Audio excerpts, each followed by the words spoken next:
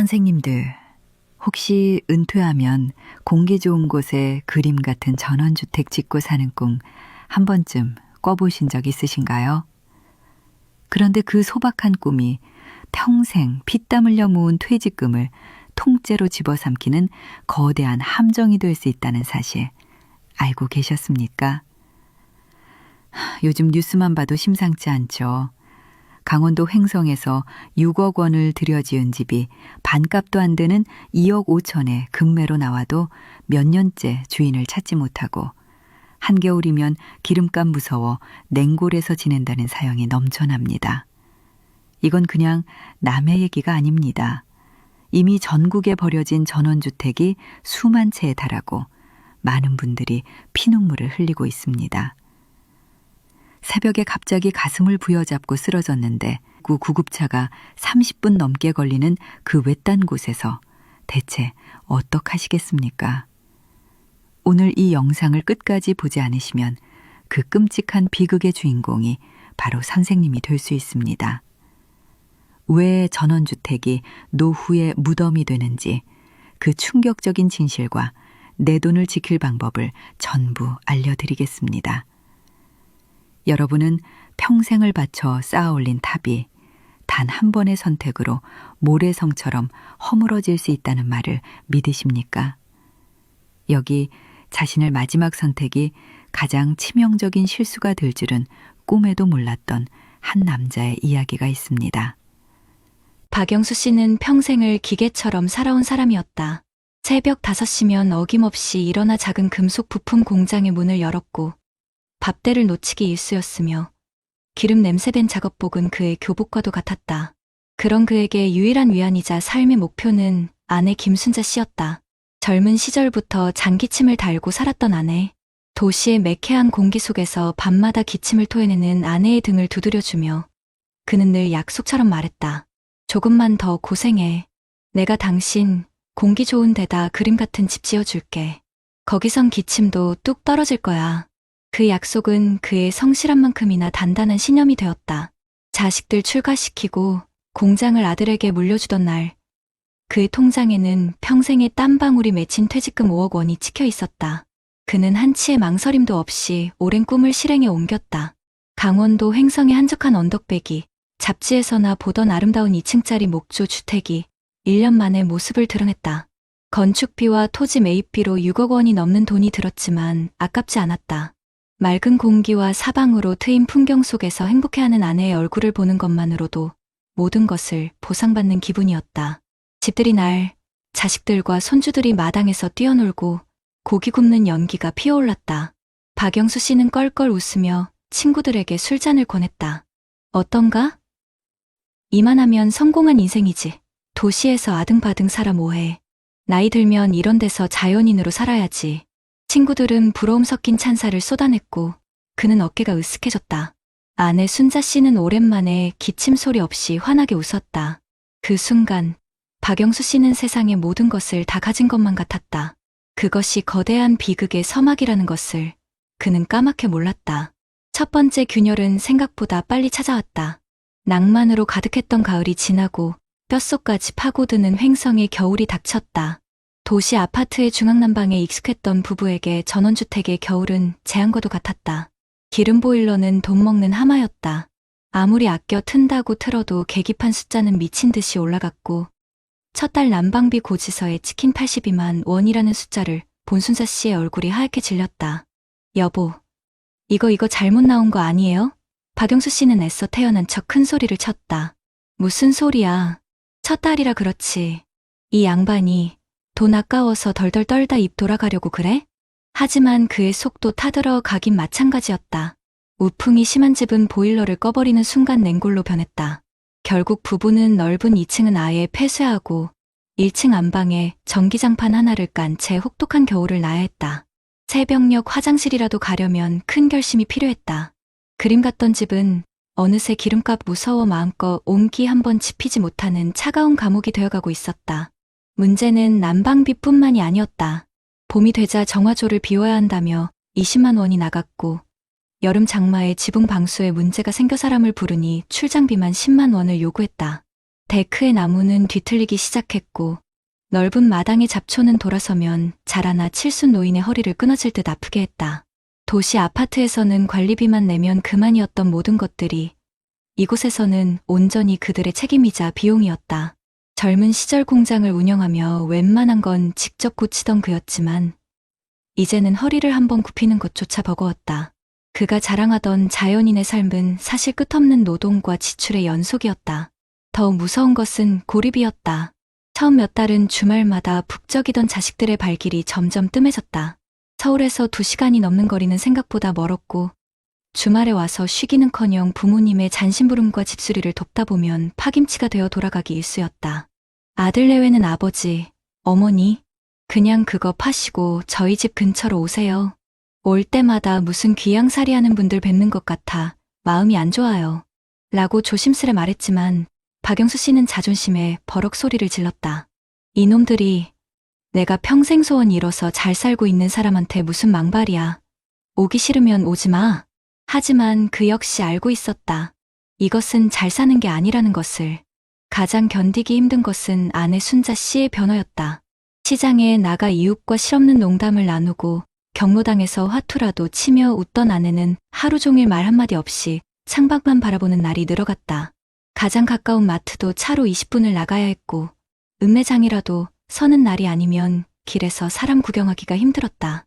그녀의 유일한 낙은 읍내보건소에 가서 물리치료를 받고 오는 것이었지만 하루에 4번 다니는 버스는 시간을 맞추기가 여간 까다로운 게 아니었다.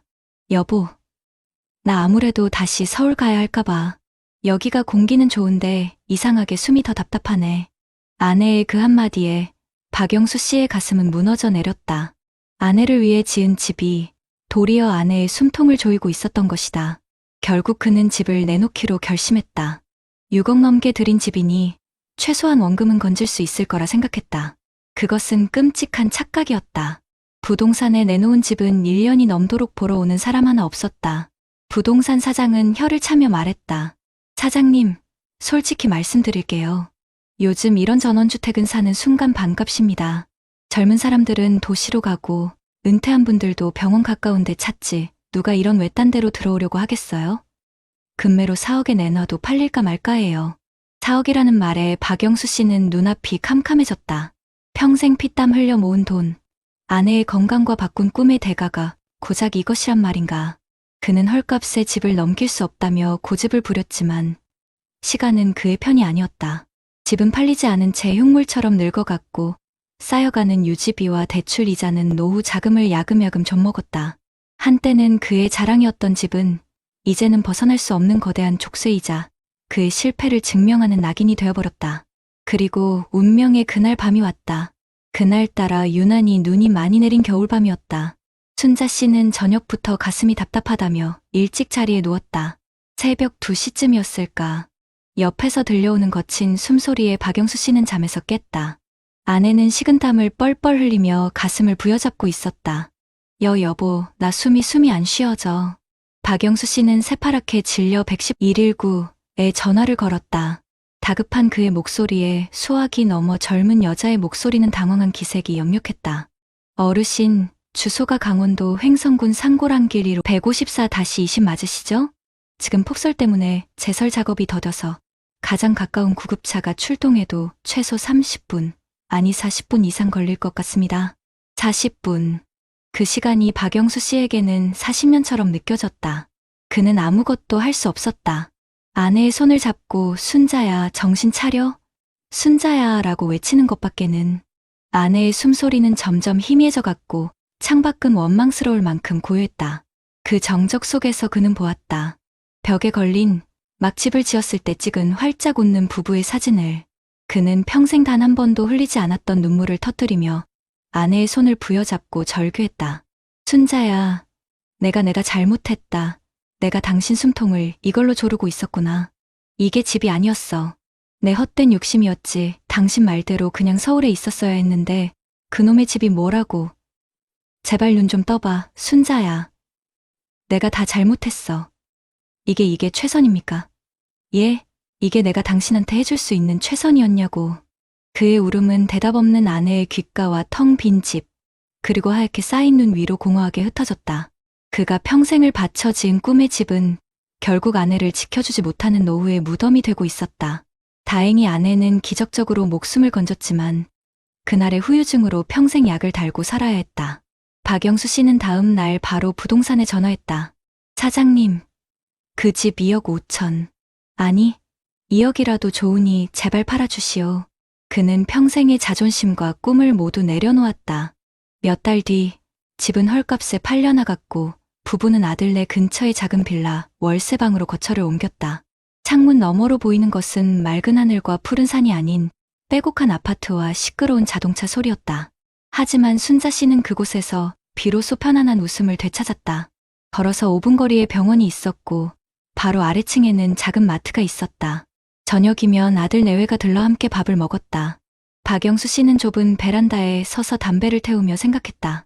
날이 좋아서, 날이 좋지 않아서, 날이 적당해서 그 모든 핑계로 아내를 외롭게 만들었던 것은 아니었을까. 진짜 그림 같은 집은 화려한 목조 주택이 아니라 아플 때 바로 달려갈 수 있는 병원이 있고 외로울 때 찾아와 줄 자식이 곁에 있는 바로 이곳이라는 것을 그는 너무 늦게 깨달아 버렸다.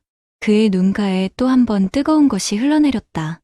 그것은 후회였지만 동시에 뒤늦게나마 찾은 작은 희망의 증거이기도 했다. 여러분 어떠시나요? 위의 사례는 정말 비참하고 서글픈 인생 아닌가요? 하지만 지금부터 소개해드리는 사례는 정반대의 선택으로 행복한 노후를 보내고 있는 분을 소개해드리겠습니다. 한 평생을 나라에 바친다는 건 어떤 의미일까? 최인철 씨에게 그건 새벽 5시 반이면 칼같이 다려진 와이셔츠에 넥타이를 메고 구청으로 향하는 40년의 세월이었다.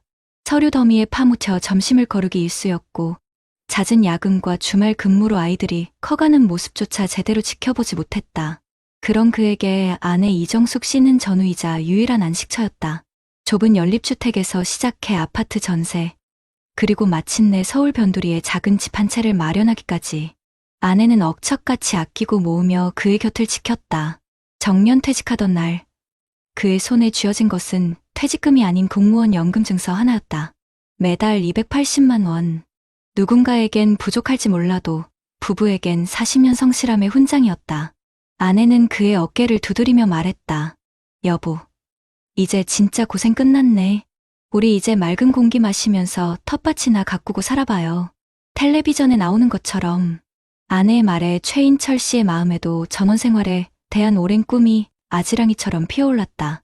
회색빛 도시를 벗어나 흙냄새를 맡으며 살고 싶다는 소망. 하지만 그 소망의 이면에 도살인 위험을 그는 애써 외면하지 않았다. 꿈을 현실로 옮기려는 첫걸음은 달콤한 유혹과 함께 시작됐다. 먼저 은퇴한 친구가 양평에 그림 같은 2층 집을 짓고 집들이를 했다. 삐까뻔쩍한 집에 모인 친구들은 모두 최인철 씨를 부추겼다.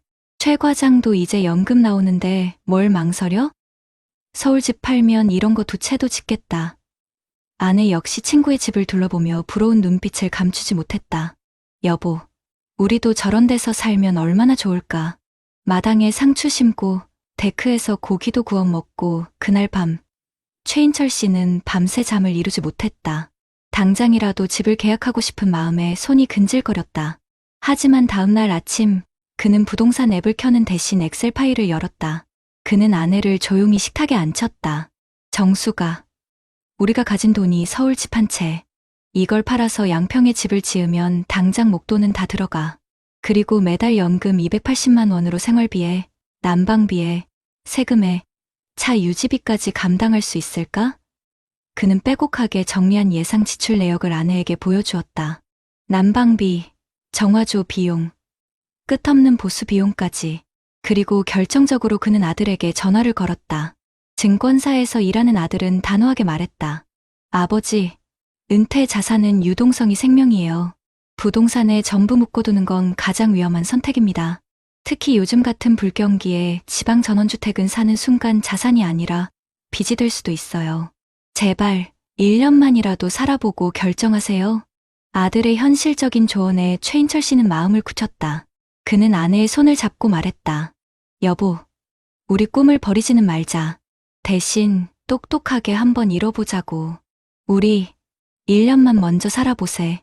전세로 그의 제안은 신의 한 수였다. 부부는 서울 집은 그대로 둔 채 모아둔 여유, 자금으로 경기도 가평의 아담한 단층 주택을 1년 전세로 얻었다. 첫몇 달은 꿈만 같았다. 아침이면 새소리에 눈을 떴고 저녁이면 별을 보며 잠이 들었다. 하지만 낭만은 그리 길지 않았다. 가을이 지나고 겨울이 오자 도시가 얼마나 고마운 곳이었는지 뼈저리게 느끼기 시작했다. 첫 달 가스비 고지서에 찍힌 68만 원이라는 숫자의 부부는 할 말을 잃었다. 주말마다 찾아오던 아들 내외의 발길도 차츰 뜸해졌다. 길이 멀고 불편한 데다 와서 쉬는 게 아니라 부모님의 밭일과 집수리를 돕다 녹초가 되어 돌아가기 때문이었다. 무엇보다 힘든 것은 아내의 외로움이었다. 동네 경로당에서 친구들과 웃고 떠들던 아내는 이곳에서 하루 종일 말할 상대가 최인철 10분이었다. 가장 가까운 마트도 차로 15분을 나가야 했고 버스는 2시간에 한 대꼴로 다녔다. 그러던 어느 날 아내가 무릎이 아프다며 동네 정형외과를 찾았다. 의사는 큰 병원에 가서 정밀 검사를 받아보라고 했지만 대학병원은 차로 1시간 반이나 가야 하는 서울에 있었다. 그날 밤 아내는 조용히 입을 열었다. 여보, 여기가 공기는 참 좋은데 이상하게 마음이 자꾸 아프네. 친구들도 보고 싶고 아플 때 바로 달려갈 병원이 옆에 있었으면 좋겠어. 아내의 그 한마디에 최인철 씨는 모든 것을 깨달았다. 자신이 원했던 것은 그림 같은 집이 아니라 아내의 행복한 웃음이었다는 것을. 1년의 전세 계약이 끝나던 날 부부는 미련 없이 짐을 쌌다. 가평에서의 1년은 실패가 아닌 수억 원을 아끼게 해준 값진 경험이었다. 서울로 돌아온 그들은 과감한 결정을 내렸다. 오래되고 낡은 서울 변두리 집을 처분했다. 그리고 그 돈으로 동탄 신도시에 있는 실버타운 근처의 신축 아파트로 이사했다. 평수는 예전 집보다 조금 줄었지만 모든 것이 달랐다. 아파트 단지 바로 앞에는 거대한 중앙공원이 있어 언제든 흙을 밟으며 산책할 수 있었고 걸어서 10분 거리에는 최신 시설을 갖춘 종합병원이 있었다. 아내는 아파트 커뮤니티 센터에서 하는 노래 교실과 요가 수업에 등록하며 금세 새로운 친구들을 사귀었고 얼굴에는 웃음꽃이 피었다. 최인철 씨 역시 시니어 복지관에서 서예를 배우며 새로운 활력을 찾았다. 아들 내외는 이제 주말마다 오는 것이 아니라 퇴근길에 들러 함께 저녁을 먹고 가는 날이 더 많아졌다. 어느 맑은 주말 오후 최인철 씨는 아내와 함께 아파트 앞 공원 벤치에 앉아 있었다. 아이들이 뛰노는 모습을 보며 아내가 말했다. 여보, 그때 당신이 엑셀 파일 안 보여줬으면 우리 지금쯤 어땠을까? 최인철 씨는 빙그레 웃으며 아내의 손을 잡았다. 그의 눈에는 화려한 2층 목조 주택이 아닌 노래 교실에 간다며 활기차게 걸어가는 아내의 뒷모습과 언제든 아프면 달려갈 수 있는 병원 간판, 그리고 주말이면 북적일 손주들의 웃음소리가 어른거렸다. 그는 깨달았다. 노후에 진짜 필요한 그림 같은 집은 벽돌과 시멘트로 짓는 것이 아니라 사람과 관계, 그리고 건강과 안전이라는 단단한 기둥 위에 세워지는 것이라는 사실을. 그의 선택은 화려하진 않았지만 그 어떤 선택보다 현명했다. 그는 헛된 욕심에 성을 쌓는 대신 아내와 자신의 남은 인생을 지켜줄 가장 안전하고 따뜻한 울타리를 만든 것이었다.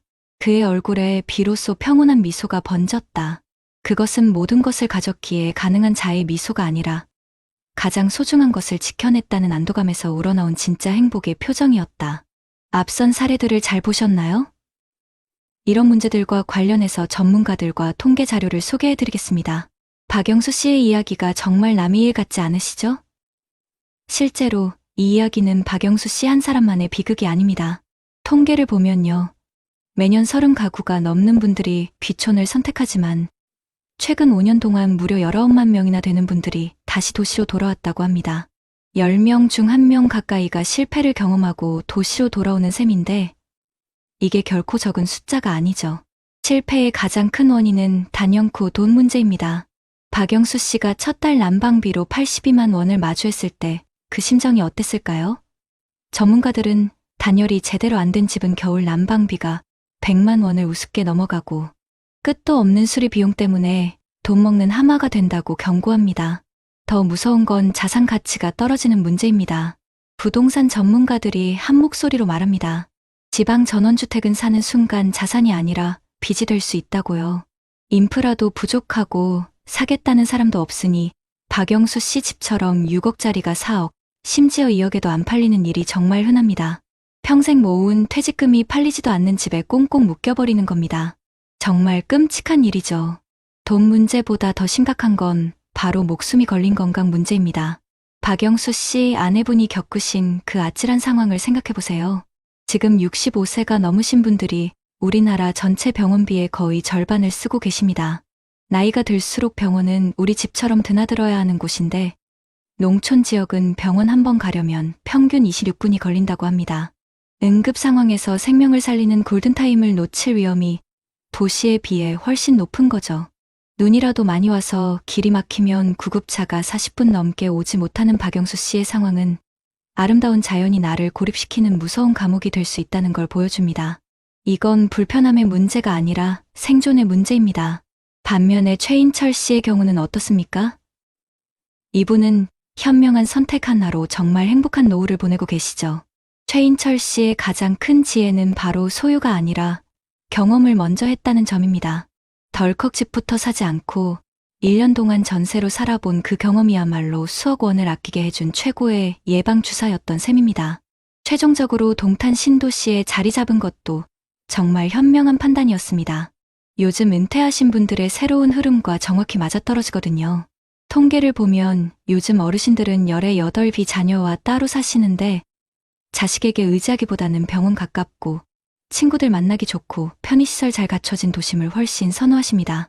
최인철 씨 아내분이 노래 교실 다니면서 다시 웃음을 찾고 아들네가 수시로 들러서 함께 시간을 보낼 수 있었던 것.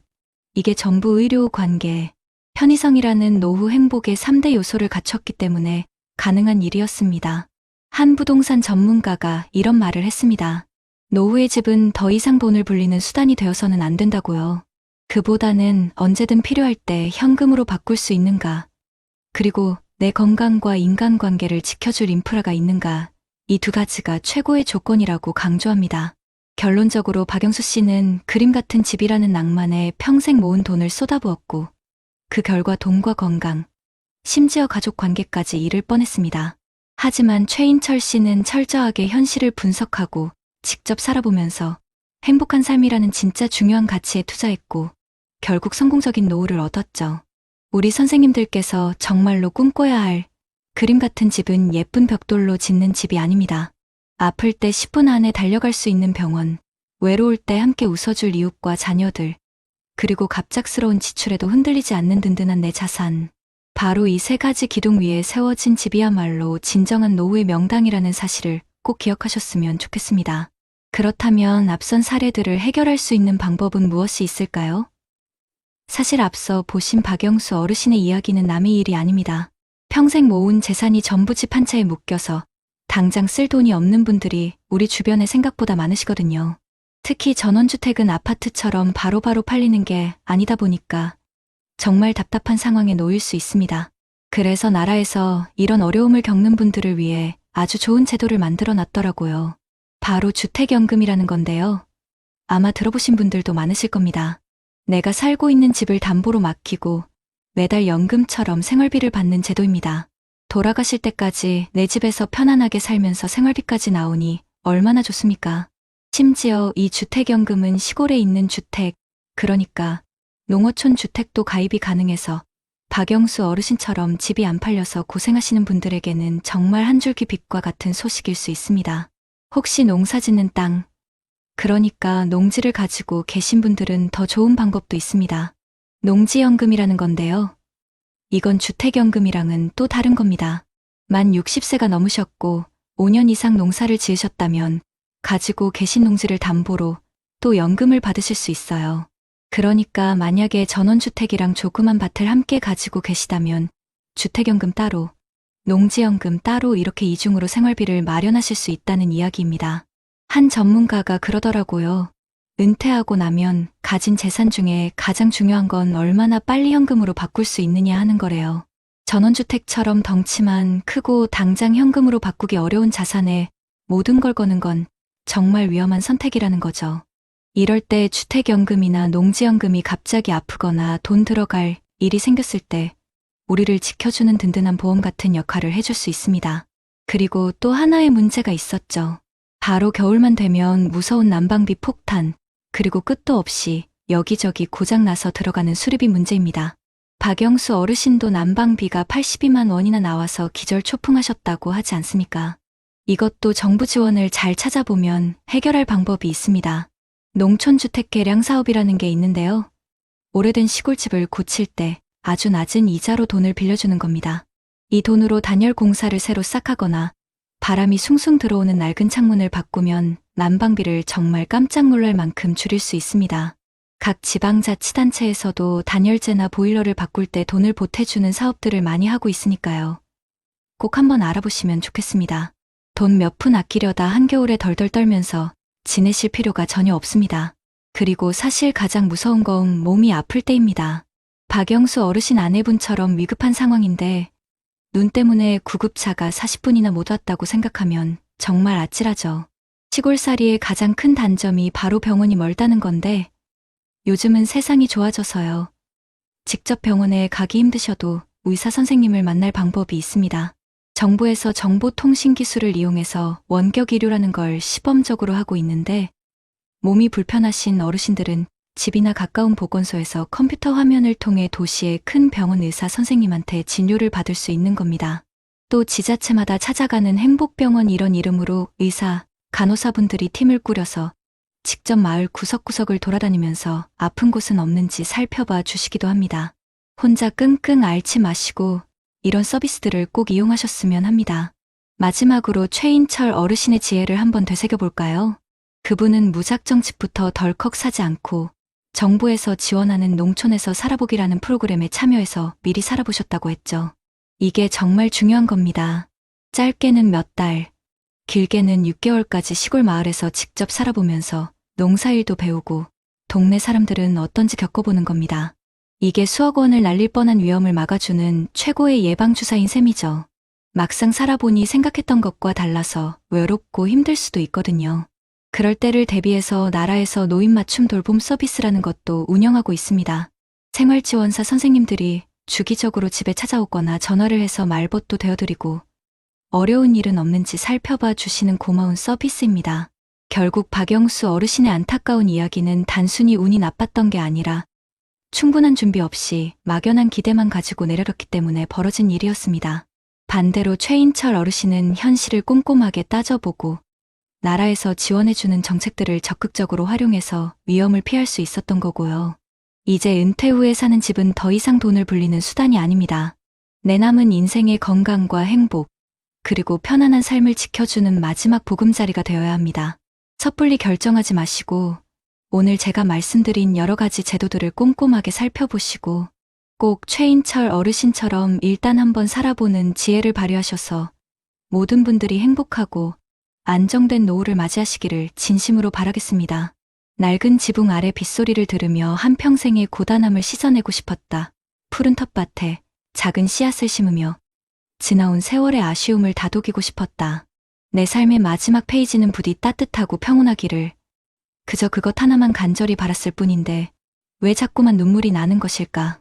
오늘 보신 박영수 어르신의 이야기는 그저 어느 한 분의 안타까운 사연이 아닙니다. 평생을 도시의 삭막한 시멘트 숲에서 가족을 위해 헌신하고 이제야 흙냄새 맡으며 편히 쉬고 싶었던 우리 모든 아버지, 어머니들의 슬픈 자화상일지도 모릅니다.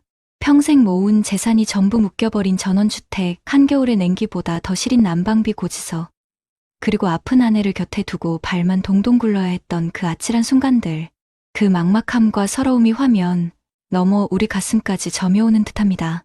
그 꿈이 잘못된 것이었을까요? 절대 아닙니다. 단지 그 꿈으로 향하는 길목에 너무나 많은 돌부리가 숨겨져 있다는 것을 미처 헤아리지 못했을 뿐입니다. 하지만 여기 우리에게 다른 길을 보여주신 최인철 어르신도 계십니다. 막연한 환상이 아닌 철저한 현실 인식을 바탕으로 당신의 노후를 한 땀 한 땀 정성껏 꿰매어 나가셨습니다. 무작정 집부터 사지 않고 나라에서 마련해준 농촌에서 살아보기라는 다리를 먼저 조심스럽게 건너보셨습니다. 그곳의 흙이 내게 맞는지, 그곳의 바람이 나를 품어주는지, 내 남은 생을 기꺼이 맡길 수 있는 곳인지 먼저 온몸으로 부딪혀 보신 것입니다. 최인철 어르신의 지혜는 단순히 돈 몇 푼을 아낀 영리함이 아니었습니다. 그것은 당신의 남은 인생 전체를 지켜낸, 세상에서 가장 현명한 사랑이었습니다.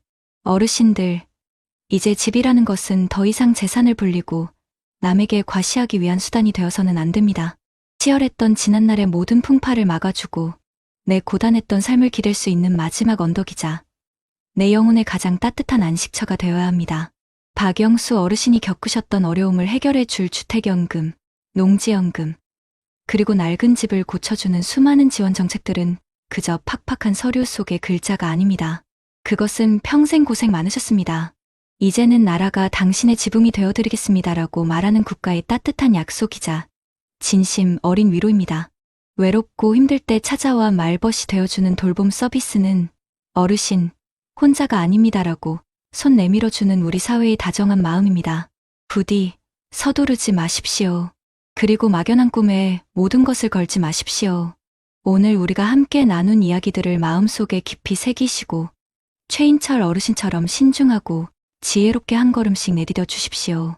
그리하여 어르신들의 삶의 마지막 장이 후회와 눈물이 아닌 따스한 햇살과 충만한 행복으로 가득 채워지기를, 사랑하는 가족들의 웃음소리가 집안 가득 울려 퍼지기를 진심으로 기도하겠습니다. 당신의 황혼이 그 어느 때보다 아름답게 빛나기를 저희가 언제나 함께 응원하겠습니다. 혹시 요즘 뉴스 보셨습니까? 경기도 사는 60대 김영수 씨가 감기 몸살로 병원 한 번 갔다가 10만 원 넘게 썼다는 이야기가 남일 같지 않으시죠? 평생 자식들한테 손 안 벌리려고 악착같이 모았는데 약값이며 생활비는 왜 이렇게 오르는 걸까요? 그런데 어쩌면 우리 통장에서 돈이 새는 진짜 이유가 따로 있었을지도 모릅니다. 내가 평생 지켜온 이 사소한 습관이 사실은 내 노후를 병들게 하는 가장 큰 원인이었다면 믿으시겠습니까? 이미 현명한 사람들은 이것부터 끊어내고 있습니다. 지금이라도 이 6가지만 끊어내면 불안한 노후가 아닌 든든한 미래를 만들 수 있습니다. 남들은 다 아는데 나만 모르면 너무 억울하지 않겠습니까? 먼지 쌓인 낡은 라디오에선 70년대 유행가가 느리게 흘러나왔다. 볕이 잘 드는 시장 골목, 만식 시계술이라는 낡은 간판 아래 박만식 씨가 앉아 있었다. 그는 돋보기 안경 너머로 작은 부품들을 다루며 멈춰버린 시계에 새 생명을 불어넣는 장인이었다. 그의 옆 푸성기를 파는 순잔의 좌판의 이순자 씨가 풋고추를 다듬다 툭 말을 던졌다. 오라버니, 그놈의 시계는 밥은 먹여준대? 아침부터 그거 하나 붙들고 있네. 만식은 돋보기 안경을 콧잔등으로 슬쩍 내리며 대꾸했다. 사람아, 이게 그냥 시계인 줄 아나? 이건 시간이여, 시간. 멈춘 시간을 다시 가게 만드는 귀한 일이란 말이지. 자네처럼 흘고든 채소 몇 푼에 파는 거랑은 격이 달라. 말은 퉁명스러워도 두 사람은 이 시장 골목에서 40년을 함께 늙어온 사이였다. 순자는 그의 허풍을 밉지 않게 받아쳤다. 아이고, 경 높은 일 하시는 우리 박 사장님. 그래서 점심은 잡섰수. 또 그놈의 배달 음식 시켜 먹었지. 돈 아깝게. 만식은 보란듯이 스마트폰을 꺼내 들었다. 방금 막 결제한 특설렁탕 배달 알림이 떠 있었다. 이 사람아, 세상이 어떤 세상인데 손가락 하나만 까딱하면 뜨끈한 국물이 대문 앞까지 오는 세상이야. 이게 다 내가 젊어서 고생한 덕에 누리는 호사지. 바로 그때 만식의 전화가 울렸다. 화면에 아들이라는 두 글자가 뜨자 그의 목소리가 한 톤 높아졌다. 오, 아들, 아비는 괜찮다. 밥. 방금 특설렁탕 시켰지. 걱정 마라. 내 할아버지가 손주 장난감 사주려고 돈도 두둑이 챙겨놨다. 제일 비싼 걸로 사줘야지, 암만. 전화를 끊은 만식은 왠지 모르게 헛헛한 마음에 주머니를 뒤적였다. 손에 잡히는 건 꼬깃꼬깃한 10,000원짜리 몇 장뿐. 그는 애써 순자의 시선을 피했다. 순자는 그저 말없이 오이 하나를 그의 의자 밑에 슥 밀어 넣어줄 뿐이었다. 만식은 겉으로 보이는 자신의 모습이 전부이길 바랐다. 자식에게 짐이 되지 않는 든든한 아버지, 손주에겐 뭐든 사줄 수 있는 능력 있는 할아버지, 시장 사람들에게는 여전히 박 사장님으로 불리는 체면. 그 허울 좋은 체면을 지키기 위해 그의 통장은 매일같이 마른 기침을 해댔다. 며칠 뒤 만식은 아침부터 한껏 멋을 낸 채 가게 문을 나섰다. 백화점에 간다고 했다. 초등학생 손주 생일 선물을 사기 위해서였다. 오라버니, 그냥 장난감 가게 가서 적당한 거 하나 사주지 뭘 백화점까지 가. 기름값도 아깝게. 순자의 잔소리에 만식은 손사래를 쳤다. 애들 장난감이라고 다 같은 줄 아나. 요즘 애들은 뭘 아는지 메이커만 찾아. 내 손주 어깨에 힘 좀 실어주려면 이 할애비가 발품 좀 팔아야지. 남들 다 사주는 거 사주면 쓰나. 그는 마치 개선장군처럼 시장을 빠져나갔다. 하지만 백화점 장난감 코너에서 그는 자신의 초라함을 마주해야 했다. 손주가 노래를 부르던 로봇은 그의 예상보다 훨씬 비쌌다. 월세와 공과금을 내고 나면 빠듯한 그의 주머니 사정으로는 어림도 없는 가격이었다. 한참을 망설이던 그는 결국 직원에게 가장 화려하게 포장해달라고 말했다. 할부 3개월. 그 단어가 가슴을 쿡 찔렀지만 그는 손주의 기뻐할 얼굴을 떠올리며 애써 외면했다. 그날 저녁, 만식은 홀로 앉아 식은 밥에 물을 말아 먹었다. 배달 음식을 시킬 돈마저 아까웠다. 낮에 산 로봇 상자가 방 한구석에서 위풍당당하게 빛나고 있었다. 그 빛이 꼭 자신을 비웃는 것만 같았다. 그는 라디오 볼륨을 높였다. 시끄러운 노랫소리가 자신의 한심한 신세를 조금이나마 가려주길 바라면서 남들의 5분짜리 부러움을 사기 위해 그는 자신의 남은 날들을 조금씩 팔아넘기고 있었다. 순자 할머니의 잔소리가 귓가에 맴돌았다. 오라버니, 남들 눈치 보다가 밥 굶어. 그는 그 말이 틀렸다고 생각했지만 뱃속에서는 천둥 같은 꼬르륵 소리가 울리고 있었다. 평온했던 만식의 일상에 균열이 가기 시작한 것은 차가운 바람이 불던 어느 가을날이었다. 가게 문틈으로 낯선 편지 봉투 하나가 툭 떨어졌다. 건물주가 보낸 내용 증명이었다. 시장 재개발로 인해 3개월 안에 가게를 비워달라는 통보. 그의 세상이 무너지는 소리였다. 40년간 그의 인생과도 같았던 이 작은 공간을 떠나야 한다는 사실보다 더 무서운 것은 당장 갈 곳이 없다는 현실이었다. 그는 며칠 밤낮으로 주변 상가를 알아봤다. 하지만 이미 오를 대로 오른 권리금과 월세는 그가 감당할 수 있는 수준이 아니었다. 보증금을 다 합쳐도 턱없이 부족했다. 아들에게 손을 벌릴까 생각도 했지만 차마 입이 떨어지지 않았다. 결혼해서 애 둘 키우기도 벅찬 아들이었다. 아버지, 걱정 마세요. 제가 다 알아서 할게요라며 웃던 아들의 얼굴이 떠올랐다. 그 얼굴에 그늘을 만들고 싶지 않았다.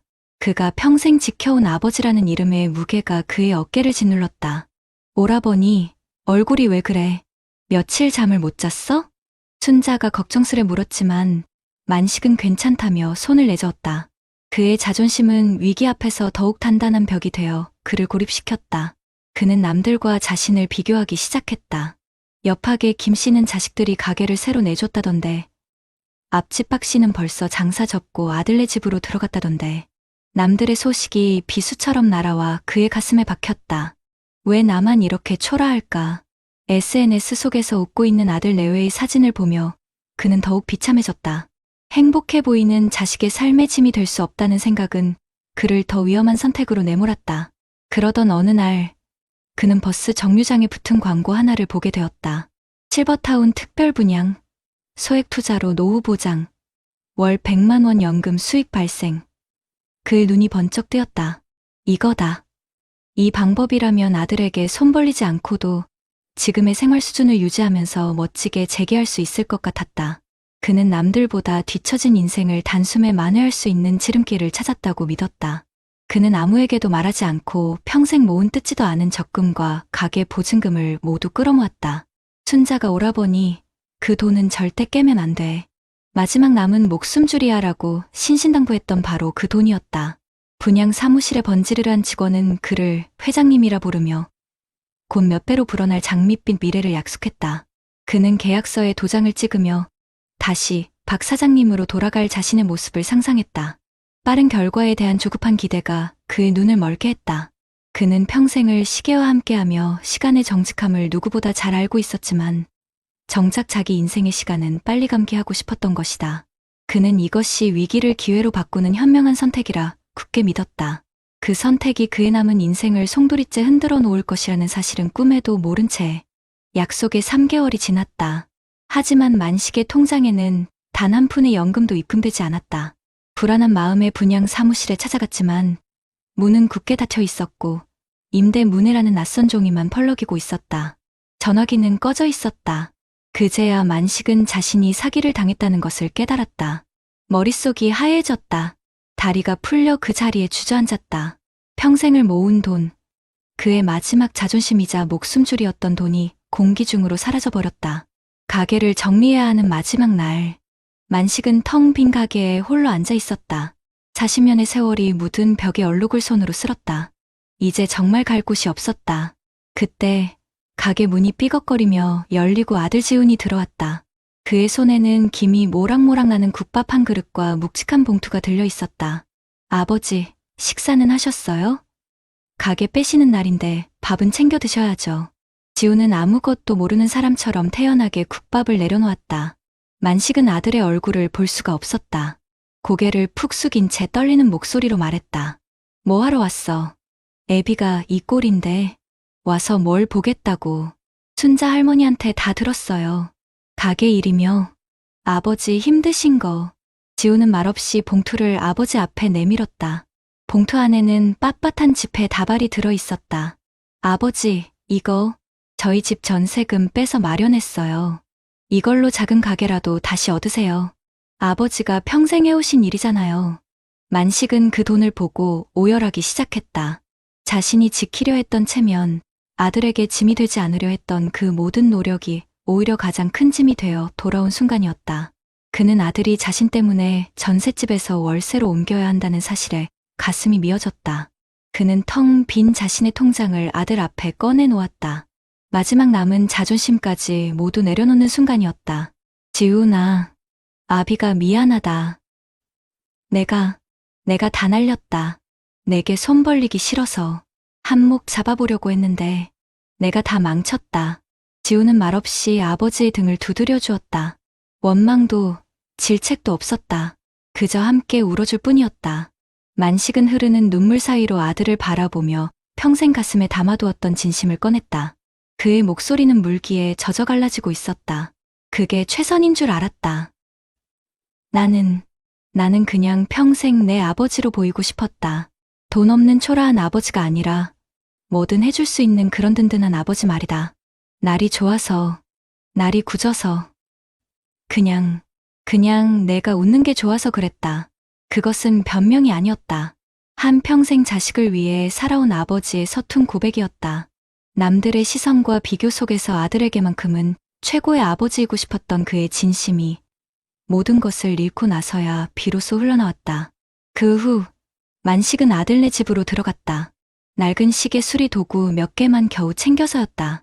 그는 한동안 방 밖으로 나오지 못했다. 평생 지켜온 박 사장님이라는 이름표를 떼어내는 일은 생각보다 고통스러웠다. 하지만 며느리가 차려주는 따뜻한 밥을 먹고 잠든 손주의 머리를 쓰다듬으며 그의 마음속 얼음장 같던 자존심이 조금씩 녹아내렸다.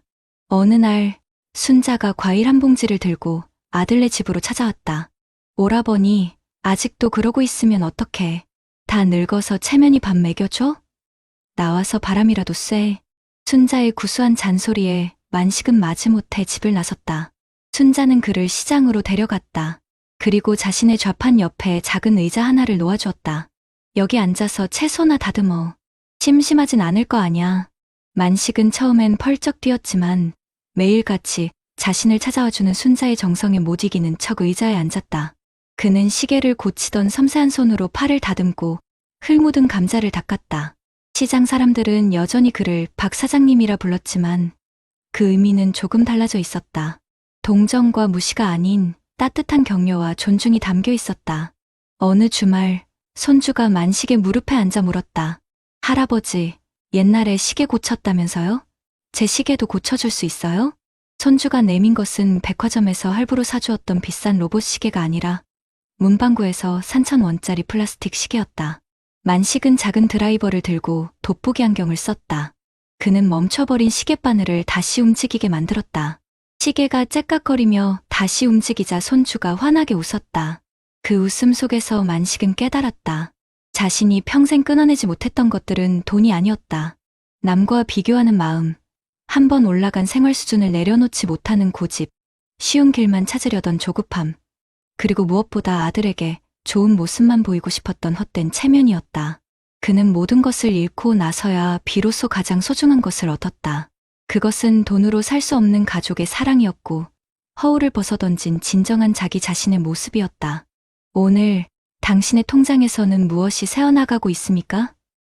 어쩌면 우리 역시 박만식 어르신처럼 돈이 아닌 마음의 습관을 끊어내야 할 때인지도 모릅니다.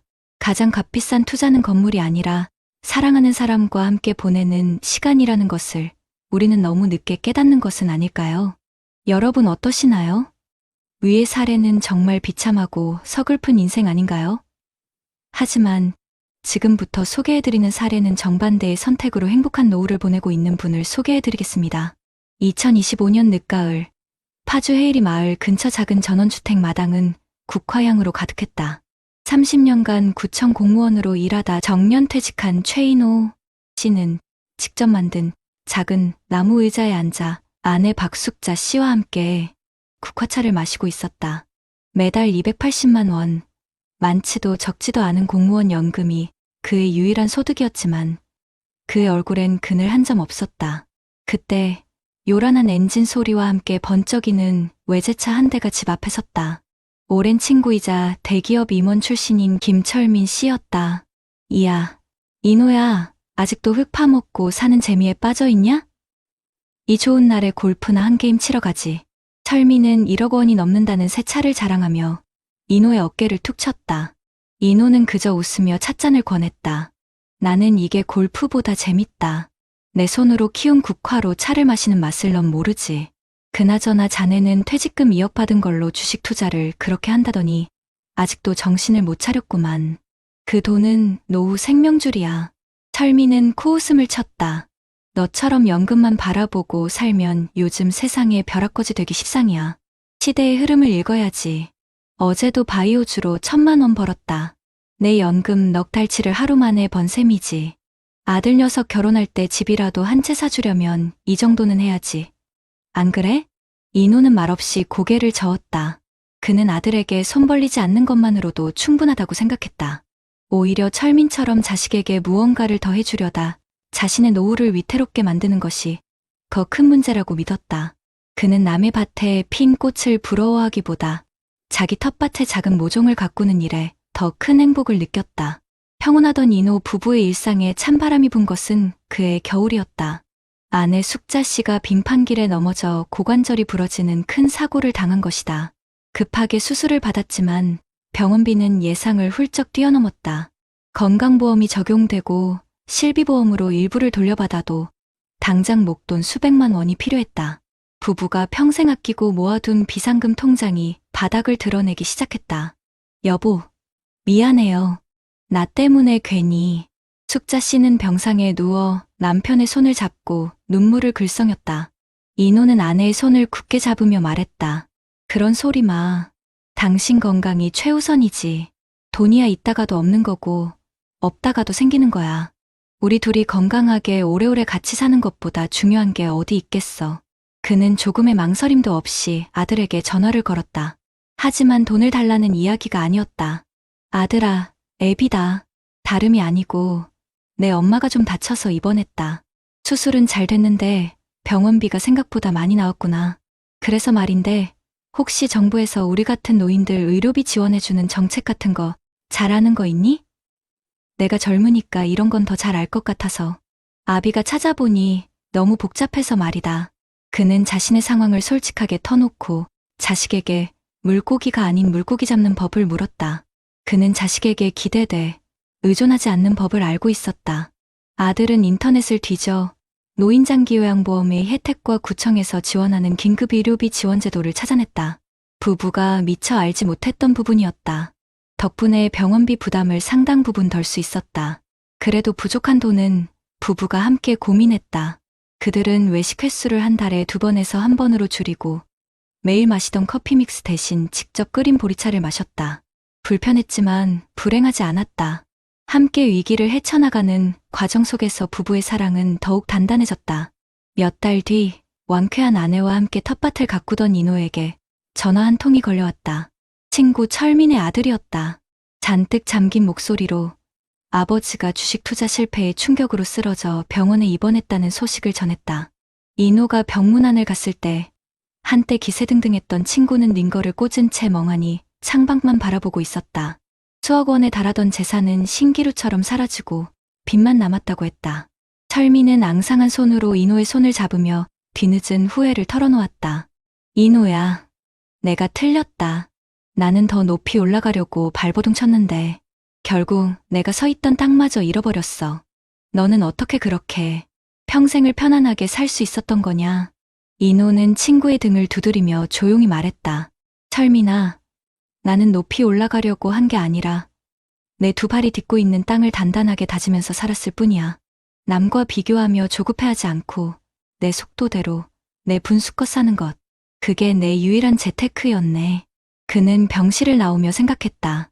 노후의 진짜 행복은 통장 잔고의 0개수가 아니라 내 곁을 지키는 사람과의 신뢰와 사랑, 그리고 어떤 상황에서도 무너지지 않는 평온한 마음이라는 것을.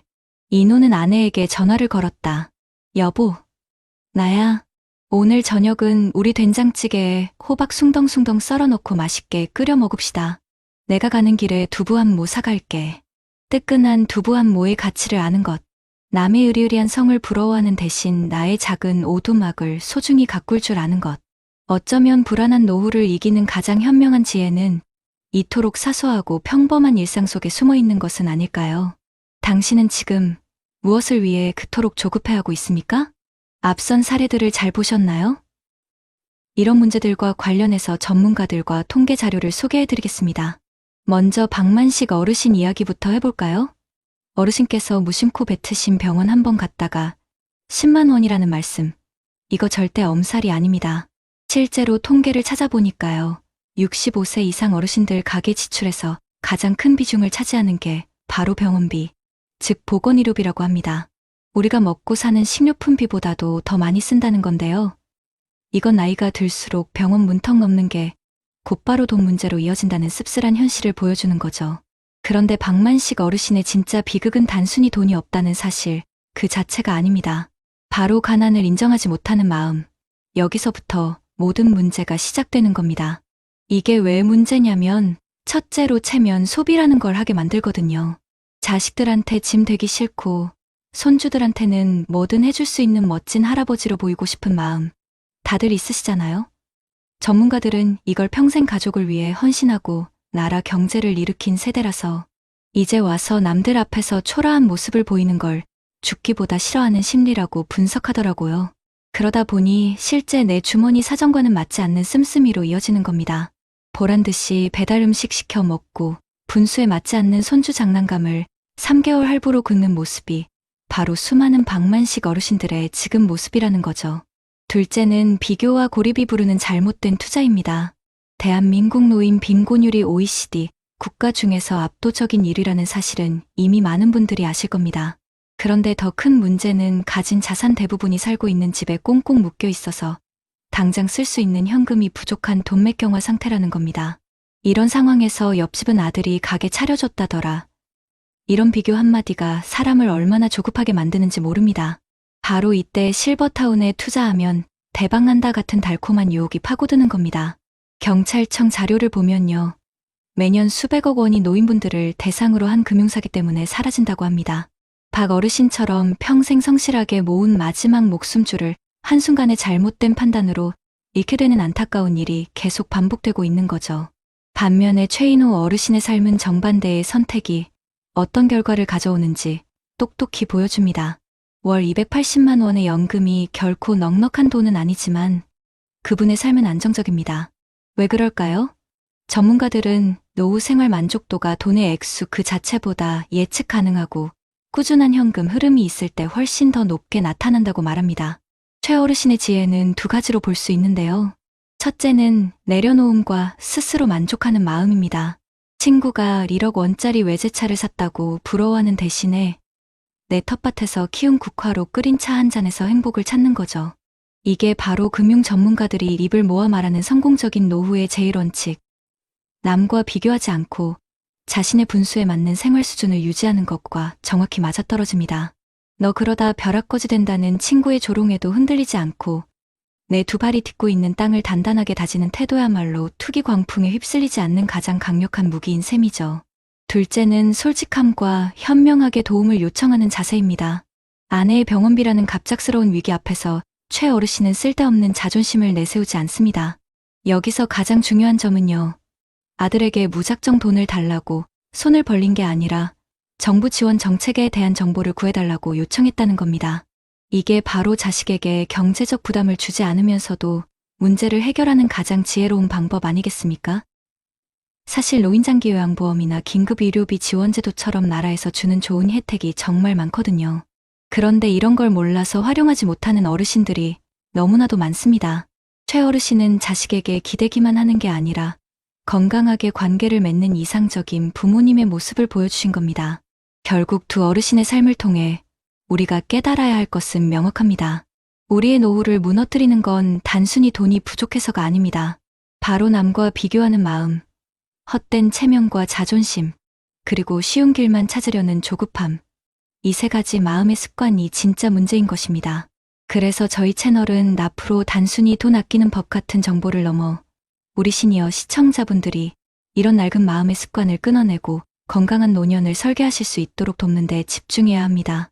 박만식 어르신처럼 위기에 처한 분들께는 따뜻한 공감과 함께 금융사기 예방법이나 정부 지원 제도 같은 실질적인 정보를 드리고, 최인호 어르신처럼 지혜롭게 사시는 분들의 이야기를 통해 돈보다 소중한 가치가 무엇인지 널리 알리는 거죠. 이 두 가지 방향을 중심으로 콘텐츠를 만들어 나간다면 더 많은 시청자분들의 공감과 신뢰를 얻을 수 있을 것이라고 확신합니다. 그렇다면 납선 사례들을 해결할 수 있는 방법은 무엇이 있을까요?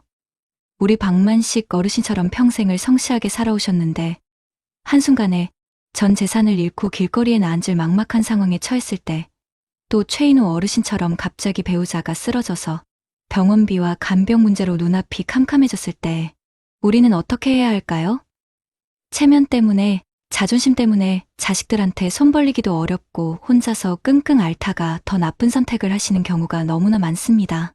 하지만 어르신들 절대 혼자가 아닙니다. 우리 대한민국 정부와 각 지방자치단체에서 이런 어려움을 겪는 어르신들을 위해 정말 다양하고 실질적인 정책들을 마련해 놓고 있습니다. 그걸 몰라서 이용 못하면 너무 억울하잖아요. 그래서 제가 오늘 확실하게 정리해 드리겠습니다. 먼저 경제적인 위기 상황부터 살펴볼까요? 박만식 어르신처럼 소득이 갑자기 뚝 끊겼을 때, 당장 다음 달 생활비가 걱정될 때 기댈 수 있는 제도가 있습니다. 바로 기초연금이라는 건데요. 나라에서 소득이 적은 만 65세 이상 어르신들께 매달 생활에 보탬이 되시라고 용돈을 드리는 거라고 생각하시면 쉽습니다. 2025년 기준으로 한 달에 한 35만 원 정도가 되니까 정말 큰 힘이 되겠죠. 내가 사는 곳 주민센터에 신분증만 들고 찾아가시면 바로 신청할 수 있습니다. 또 사업에 실패했거나 주소득원이 갑자기 사라져서 정말 당장 먹고 살기 힘들다 할 때는 긴급복지지원제도를 꼭 기억하세요. 이건 정말 급한 불을 끌 수 있도록 생계비나 집세, 병원비를 바로 지원해주는 제도입니다. 망설이지 마시고 시청이나 구청 아니면 129번 보건복지콜센터로 전화해서 상담부터 받아보세요. 그리고 박만식 어르신이 당했던 실버타운 투자 사기, 이거 정말 조심하셔야 합니다. 전문가들이 입이 닳도록 말하는데 원금을 보장해주면서 한 달에 몇백만 원씩 고수익을 준다는 말은 무조건 100% 사기입니다. 세상에 그런 투자는 없습니다. 요즘은 은행에서도 어르신이 큰 돈을 한 번에 찾거나 보내려고 하면 자녀분들께 연락하거나 경찰에 바로 알려주는 제도가 있으니 너무 혼자서 결정하지 마세요. 만약에 이미 피해를 보신 것 같다면 그 즉시 110이나 1332로 전화해서 지급정지부터 요청하는 게 가장 중요합니다. 돈이 다 빠져나가면 돌려받기가 정말 어렵거든요. 경제적으로 어려워졌다고 해서 그냥 주저앉아 있을 수만은 없죠. 다시 일을 해서 돈을 벌고 싶으신 분들을 위해 노인 일자리 사업이라는 것도 있습니다. 평생 갈고 닦은 기술을 활용할 수 있는 일자리부터 동네 환경을 돌보거나 아이들을 돌보는 것처럼 사회에 좋은 일을 하면서 돈도 버는 일자리까지 아주 다양해요. 가까운 시니어 클럽이나 노인복지관에 찾아가시면 나에게 딱 맞는 일을 찾아주실 겁니다. 집 문제도 마찬가지입니다.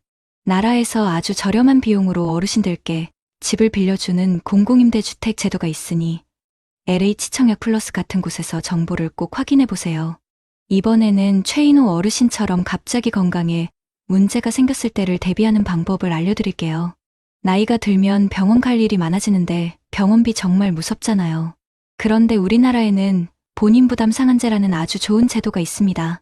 이게 뭐냐면 내가 한 해 동안 낸 병원비가 내 소득에 비해 너무 많으면 나라에서 그 넘어선 금액을 다시 돌려주는 겁니다. 따로 신청할 필요도 없이 건강보험공단에서 알아서 계산해서 내 통장으로 넣어주니까 정말 고마운 제도죠. 그리고 최인호 어르신 아내분처럼 수술 후에 거동이 불편해져서 누군가의 돌봄이 꼭 필요할 때는 노인장기 요양보험을 신청하세요. 나라에서 요양보호사 선생님을 집으로 보내주거나 시설에 들어가실 때 비용을 지원해줘서 자식들 부담을 크게 덜어줄 수 있습니다. 1577-1000번으로 전화하면 친절하게 안내해 줄 겁니다. 그리고 정말 중요한 게 있습니다. 최인호 어르신이 아들에게 돈을 달라고 한 게 아니라 이런 제도들을 알아봐 달라고 부탁했잖아요. 이게 바로 전문가들이 말하는 가장 지혜로운 방법입니다. 자식들에게 무조건 돈으로 기댈 게 아니라 우리가 잘 모르는 인터넷 정보나 새로운 제도에 대해 물어보는 정보의 창구로 생각하는 거죠. 이게 바로 자식들 부담도 덜어주고 또 실질적인 문제도 해결하면서 건강한 관계를 유지하는 비결입니다. 결국 가장 중요한 건 우리 어르신들의 마음 습관을 바꾸는 겁니다. 남들이랑 비교하면서 조급해하거나 체면 때문에 나라에서 주는 도움을 부끄럽게 생각하는 마음을 버리셔야 합니다. 대한민국에는 우리 어르신들이 품위 있는 노후를 보내실 수 있도록 돕는 제도들이 이미 이렇게나 많이 있습니다. 망설이지 마시고 가까운 주민센터나 복지관 문을 두드려서 나에게 맞는 제도가 있는지 물어보세요. 정보를 얻고 자식들과는 지혜를 나누는 것, 이것이 바로 진짜 든든한 노후를 만드는 첫걸음입니다. 한평생 걸어오신 그 길 위에 모진 비바람에 패인 자국도 있고 때로는 뜨거운 햇살에 갈라진 틈도 있으리라. 하지만 어르신, 그 모든 것이 모여 비로소 누구도 흉내낼 수 없는 단단하고 아름다운 길이 되었습니다. 그 길 끝에서 지친 어깨를 감싸주는 따스한 위로가 있기를 오늘 저희 이야기가 그 작은 온기가 되었으면 좋겠습니다. 영상 속에서 우리는 두 분의 어르신을 만났습니다. 한순간의 실수로 평생을 바쳐 쌓아 올린 공든 탑이 무너져 내린 막막함 속에서 홀로 눈물 짓던 박만식 어르신, 그리고 한평생의 동반자인 사랑하는 아내가 쓰러진 병상 옆에서 차가운 현실의 무게에 짓눌려 잠 못 이루던 최인호 어르신. 그분들의 이야기는 어쩌면 스크린 너머에 계신 바로 당신, 혹은 내일의 우리 모습일지도 모릅니다. 하지만 우리는 보았습니다. 절망의 벼랑 끝에서 그저 주저앉는 대신 도움의 손길을 잡고 다시 일어서는 지혜를, 칠흑 같은 어둠 속에서도 기어이 빛을 찾아내는 용기를 말입니다. 박만식 어르신이 잃어버린 것은 돈이었지만 그보다 더 중요한 삶의 의지와 존엄을 되찾을 기회는 아직 남아 있었습니다. 최인호 어르신이 짊어진 것은 간병의 무게였지만 지혜로운 소통으로 자녀와 함께 그 무게를 나누고 이겨낼 힘을 발견했습니다. 어르신들, 참으로 고생 많으셨습니다. 오직 자식들 배골치 않게, 남들에게 아쉬운 소리 듣지 않게 하기 위해 당신의 찬란했던 청춘과 젊음을 고스란히 맞바꾼 기나긴 세월이었습니다. 그렇게 당신의 모든 것을 내어주고 이제야 겨우 한숨 돌리려 하는 노년의 문턱에서 어찌하여 또다시 홀로 모든 짐을 짊어지려 하십니까? 체면 때문에 자식에게 미안해서 혹은 누군가에게 도움을 청하는 것이 익숙하지 않아서 그 마음 저희가 어찌 모르겠습니까? 하지만 어르신, 이제는 그 무거운 마음의 짐을 조금은 내려놓으셔도 괜찮습니다. 대한민국이라는 나라가, 그리고 우리 사회가 어르신들을 위해 마련해 둔 수많은 제도와 정책들은 결코 시혜나 동정이 아닙니다. 그것은 평생 이 나라를 위해 묵묵히 땀 흘려 헌신하신 당신이 마땅히 누려야 할 권리이자 당신의 고귀한 삶에 우리 사회가 보내는 최소한의 존경과 사랑의 표현입니다. 기초연금, 긴급복지 지원, 노인 일자리, 본인 부담 상한제, 노인장기 요양보험, 이름은 어렵고 낯설지 몰라도 이 모든 것들은 당신이 더 이상 혼자 아파하지 않도록, 더 이상 홀로 외롭지 않도록 곁에서 든든한 버팀목이 되어주기 위해 존재하는 것들입니다. 그러니 망설이지 마십시오. 주저하지 마십시오. 지금 당장 동네 주민센터 문을 열고 들어가 내가 받을 수 있는 혜택이 무엇이 있소? 하고 당당하게 물어보십시오. 그 한마디가 당신의 내일을 바꿀 수 있습니다. 자녀들에게는 무거운 손을 내미는 대신 아들아, 딸아, 인터넷으로 이런 제도 좀 알아봐 다오 하고 지혜를 구하십시오. 그것이야말로 자식의 어깨를 짓누르는 부담이 아니라 서로의 마음을 더 단단하게 이어주는 현명하고 따뜻한 사랑의 방식입니다. 기억하십시오. 당신의 노후는 결코 외롭거나 가난해서는 안 됩니다.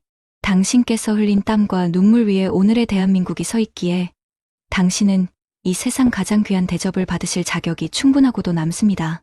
부디 오늘 저희의 이야기가 어르신들의 지친 마음에 작은 등불 하나를 켠 듯 따스한 희망과 위로가 되었기를 진심으로 바랍니다. 어르신들의 행복한 노후를 위해 저희는 언제나 이곳에서 함께하겠습니다. 여러분은 한순간의 선택이 한 사람의 인생을, 아니 세상을 영영 바꿀 수도 있다는 말을 믿으십니까? 여기 평생을 낡은 원칙 하나로 버텨온 한 남자가 있습니다. 그에게는 그것이 정의였고 세상의 이치였습니다. 하지만 그 단단했던 믿음이 모래성처럼 허물어지는 데는 그리 오랜 시간이 걸리지 않았습니다. 오늘 들려드릴 이야기는 우리 모두가 무심코 던진 돌멩이에 맞아 쓰러진 한 아이와 그 돌멩이를 던지고 나서야 비로소 울음을 터뜨린 한 늙은 아버지에 대한 이야기입니다. 어쩌면 당신의 그리고 나의 이야기가 될지도 모를 이 이야기에 조용히 귀 기울여 주시길 바랍니다. 햇볕이 따갑게 내려쬐는 여름의 한복판, 낡은 차양이 군데군데 해진 만수 슈퍼 앞 평상에 박만수 영감이 앉아 있었다. 그의 굵고 주름진 손에는 달아빠진 파리채가 들려 있었다. 윙윙거리는 파리 한 마리를 쫓는 그의 눈매가 매처럼 날카로웠다. 평생 새벽 시장에서 채소 장사를 하다 몸이 성한 곳이 없어지자 그는 아내 김순자 씨와 함께 동네 어귀의 작은 슈퍼를 낸지 어언 5년째였다. 그에게 이 작은 가게는 전장이었고 성전이었다. 영감, 그놈의 파리 한 마리 잡자고 가게 무너지겠소. 손님 오시면 파리가 아니라 영감 인상에 놀라 달아나겠네. 가게 안에서 냉장고를 정리하던 아내 순자가 핀잔을 주며 나왔다. 그녀의 손에는 방금 딴 듯 싱싱한 토마토가 담긴 소쿠리가 들려 있었다. 만수는 파리채를 내려놓으며 퉁명스럽게 대꾸했다. 파리 한 마리가 알을 까면 수백 마리가 되는겨. 뭐든 처음을 잡아야 혀, 처음을. 어제 그 쬐끄만 놈이 쭈쭈바 하나 슬쩍하는 걸 못 봤으면 오늘은 둘, 내일은 셋을 훔쳐갈걸? 아이고, 애가 더워서 하나 먹고 싶었나 보지. 그걸 가지고 어제부터 사람을 들들 볶아. 우리 손주 생각하면 그럴 수도 있겠다 싶구먼. 우리 서연이가 그런 애들이랑 같아? 당신은 꼭 그렇게 물에 물 탄 듯 술에 술 탄 듯 살아. 그러니까 평생 남 좋은 일만 시키고 사는 거요. 만수의 목소리가 커지자 순자는 말없이 토마토 하나를 그의 입에 쏙 넣어주었다. 우물거리며 토마토를 씹는 만수의 환한 얼굴이 조금은 누그러지는 듯했다. 바로 그때였다. 할아버지, 할머니, 저 왔어요. 낭랑한 목소리와 함께 교복을 입은 손녀 박서연이 가게 안으로 쏙 들어왔다. 만수의 얼굴에 언제 그랬냐는 듯 화색이 돌았다. 오냐, 우리 강아지 학교 다녀왔어? 왜 이리 땀을 흘려? 덥지? 괜찮아요. 할아버지 이거 아까 학교 앞에서 나눠주던데 할아버지 생각나서 가져왔어요. 서연이 내민 것은 자양강장제 한 병이었다. 만수는 한바구음을 지으며 서연의 머리를 쓰다듬었다. 세상에 그 무엇도 이 손녀딸보다 귀한 것은 없었다. 그는 가게에서 가장 비싼 아이스크림을 꺼내 서연에게 건넸다. 서연은 아이스크림을 받아 들고는 할머니 옆에 찰싹 붙어 앉아 학교에서 있었던 일을 조잘거리기 시작했다. 제잘거리는 손녀의 목소리와 이따금씩 터져나오는 순자의 웃음소리, 그리고 그 모습을 흐뭇하게 바라보는 만수의 시선. 만수 슈퍼의 오후는 그렇게 평화롭게 흘러가고 있었다. 하지만 그 평화 아래 아주 희미하고 불길한 그림자가 조용히 싹트고 있음을 그때는 아무도 알지 못했다. 며칠 뒤 만수는 가게 안 CCTV 화면을 뚫어져라 쳐다보고 있었다. 며칠 전부터 과자 몇 봉지와 우유가 자꾸 계산이 맞지 않았기 때문이다. 순자는 그저 계산을 잘못했거나 유통기한이 다 된 걸 버렸는데 깜빡했을 거라고 했지만 만수의 생각은 달랐다. 그의 날카로운 눈이 화면 속 한 지점에 멎었다. 교복을 입은 한 여학생이었다. 아이는 주변을 두리번거리더니 잽싸게 빵 하나와 우유 하나를 가방에 쑤셔 넣고는 황급히 가게를 빠져나갔다. 만수의 얼굴이 그대로 굳었다. 이것 봐. 내가 뭘 했어. 요즘 것들 겁이 없다니까. 아주 대낮에 버젓이. 만수는 화면을 정지시키고 학생의 얼굴을 확대했다. 낯이 익은 듯도 하고 아닌 듯도 한 동네 아이였다. 순자는 그의 등 뒤에서 한숨을 쉬며 말했다. 영감. 애가 오죽 배가 고팠으면 그랬을까. 한두 번이야. 눈 감아줍시다. 저 애미 애비가 알면 얼마나 속상하겠어. 배고프면 말을 해야지. 도둑질을 해? 당신 같은 사람들이 애들을 망치는 거요. 이건 버르장머리를 단단히 고쳐놔야 혀. 본보기를 보여야 다른 놈들도 다시는 이런 짓을 못하는 거라고. 만수의 고집은 쇠심줄 같았다. 그는 당장 학생의 얼굴이 나온 CCTV 화면을 캡처했다. 그리고는 동네 사람들이 정보를 교환하는 작은 인터넷 커뮤니티에 그 사진을 올렸다. 요즘 애들 정말 무섭네요. 저희 가게에서 물건 훔쳐간 학생입니다. 혹시 아시는 분 계신가요? 물론 학생의 미래를 생각해서 문 부인은 서툴게나마 검은색으로 덧칠했다. 이것이 자신의 마지막 배려이자 정의를 실현하는 가장 확실한 방법이라 믿었다. 그는 자신이 아주 잘한 일을 했다고 생각했다. 무질서한 세상에 경종을 울리는 어른의 역할을 했다고 굳게 믿었다. 하지만 만수가 쏘아올린 작은 공은 그의 예상을 완전히 벗어나 걷잡을 수 없는 속도로 날아가기 시작했다. 그가 올린 게시글은 순식간에 수십 개의 댓글이 달리며 뜨거운 감자가 되었다. 어느 학교 교복이죠? 요즘 애들은 정말 답이 없네요. 저런 애는 제대로 망신을 줘야 해요. 사람들의 분노는 들불처럼 번져나갔다. 그러다 누군가 만수가 올린 어설픈 모자이크 사진을 보고 아이의 신상을 특정해냈다. 그리고는 모자이크가 없는 원본 사진과 함께 아이의 이름, 다니는 학교, 심지어 SNS 계정까지 공개해버렸다. 상황은 걷잡을 수 없이 커졌다. 아이의 SNS에는 차마 입에 담을 수 없는 욕설과 비난이 쇄도했다. 도둑 X. 인생 망했네. 학교에 어떻게 얼굴 들고 다니냐. 익명의 그림자 뒤에 숨은 사람들은 단돈 몇천 원짜리 빵과 우유를 훔친 아이에게 마치 평생을 씻을 수 없는 주홍 글씨를 새기듯 잔인한 말들을 쏟아냈다. 만수는 조금 당황했지만 여전히 자신의 행동이 틀리지 않았다고 생각했다. 잘못을 했으면 벌을 받는 게 당연하지. 저 아이도 이번 기회에 크게 깨달았을 거야. 그는 애써 불안한 마음을 다독이며 스스로를 합리화했다. 순자는 매일 밤 잠을 설쳤다. 영감, 일이 너무 커진 것 같아. 우리 그냥 그 글 내리면 안 될까? 그 아이 괜찮을까? 그녀의 불안한 목소리에 만수는 오히려 언성을 높였다. 이제 와서 그걸 왜 내려? 잘못한 놈이 벌 받는 게 뭐가 문제야? 당신은 쓸데없는 걱정이 너무 많아. 그의 헛된 자신감과 아집이 비극의 문을 활짝 열어젖히고 있었다. 그 문 너머에서 어떤 참혹한 현실이 기다리고 있는지도 모른 채 그는 여전히 자신이 정의의 사도라고 굳게 믿고 있었다. 사건이 터진 것은 그로부터 이틀 뒤였다. 여느 때처럼 슈퍼 앞 평상에 앉아 꾸벅꾸벅 졸던 만수의 앞에 경찰차가 멈춰섰다. 차에서 내린 두 명의 젊은 경찰이 그에게 다가와 조심스럽게 물었다. 박만수 어르신 되십니까? 며칠 전 인터넷에 올리신 게시물 때문에 잠시 여쭤볼 게 있어서 왔습니다. 만수는 잠이 확 깨는 것을 느꼈다. 그는 자신이 뭘 잘못했냐는 듯 뻣뻣한 태도로 경찰을 맞았다. 혹시 그 학생의 부모가 자신을 고소라도 한 것인가 싶어 내심 불쾌한 기분이 들었다. 하지만 경찰의 입에서 나온 말은 그의 예상을 완전히 박살내버렸다. 어르신이 올리신 글 속의 여학생이 어젯밤 극단적인 선택을 시도해서 지금 병원 중환자실에 있습니다. 쿵! 심장이 발밑으로 곤두박질 치는 소리가 들리는 듯했다. 만수의 머릿속이 하얗게 비어버렸다. 극단적인 선택, 고작 빵 하나, 우유 하나 때문에? 그의 떨리는 입술 사이로 간신히 말이 새어나왔다. 그게 무슨 소리요? 바로 그때였다. 학교를 마치고 집으로 오던 손녀 서연이 경찰과 할아버지의 대화를 듣고는 새파랗게 질린 얼굴로 달려왔다. 서연의 두 눈에는 이미 눈물이 가득 고여 있었다. 아이는 할아버지를 향해 울부짖으며 소리쳤다. 할아버지가 죽인 거야. 할아버지가 민지 죽인 거라고. 민지. 그 이름은 마치 날카로운 비수처럼 만수의 가슴에 와서 박혔다. 서연은 끄끄 울음을 삼키며 그동안 아무에게도 하지 못했던 이야기를 미친 사람처럼 쏟아내기 시작했다.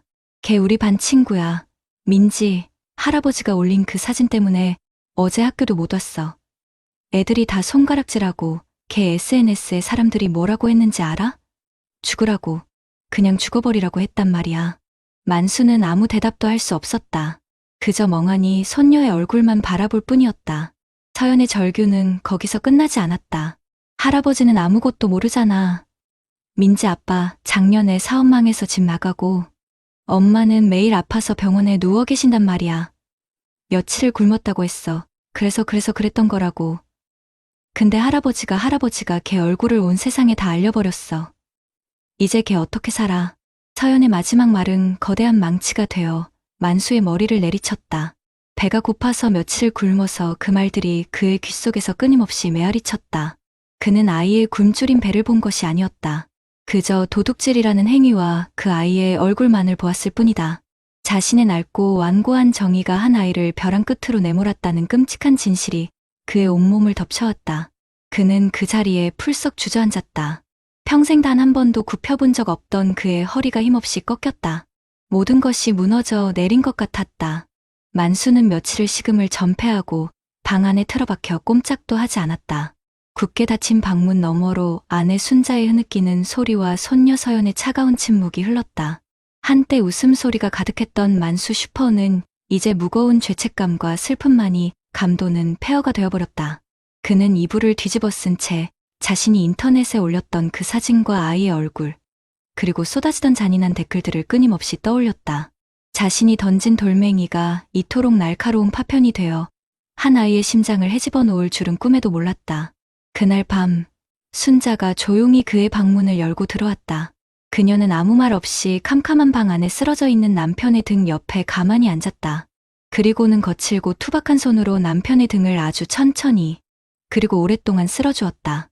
한참의 침묵이 흐른 뒤, 순자가 물기 젖은 목소리로 나지막이 입을 열었다. 영감, 우리가 틀렸어. 애가 배고파서 빵 하나 훔친 걸 우린 그 애 배고픈 마음을 훔쳐본 게 아니라 애 얼굴만 훔쳐봤구먼. 그게 제일 큰 도둑질이었어. 아내의 그 한마디에 만수는 결국 참았던 울음을 터뜨리고 말았다. 일은 평생 단 한 번도 남 앞에서 약한 모습을 보인 적 없던 그가 어린아이처럼 목 놓아 울었다. 그것은 후회의 울음이었고 참회의 울음이었다. 자신의 어리석은 신념이 얼마나 많은 것을 망가뜨렸는지, 자신의 섣부른 정의가 얼마나 폭력적이었는지를 깨닫는 고통스러운 절규였다.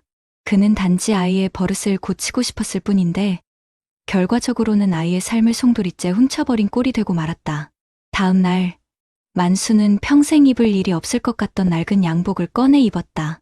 그리고 아내의 손을 잡고 민지가 입원한 병원으로 향했다. 중환자실 앞 복도에서 초조하게 서성이는 민지의 어머니를 발견한 순간, 만수는 차마 고개를 들 수가 없었다. 그는 아무 말도 없이 민지의 어머니 앞에 무릎을 꿇었다. 그의 행동에 놀란 민지의 어머니와 아내 순자가 그를 일으키려 했지만 그는 바닥에 뿌리라도 내린 듯 꼼짝도 하지 않았다. 제가 죽일 놈입니다.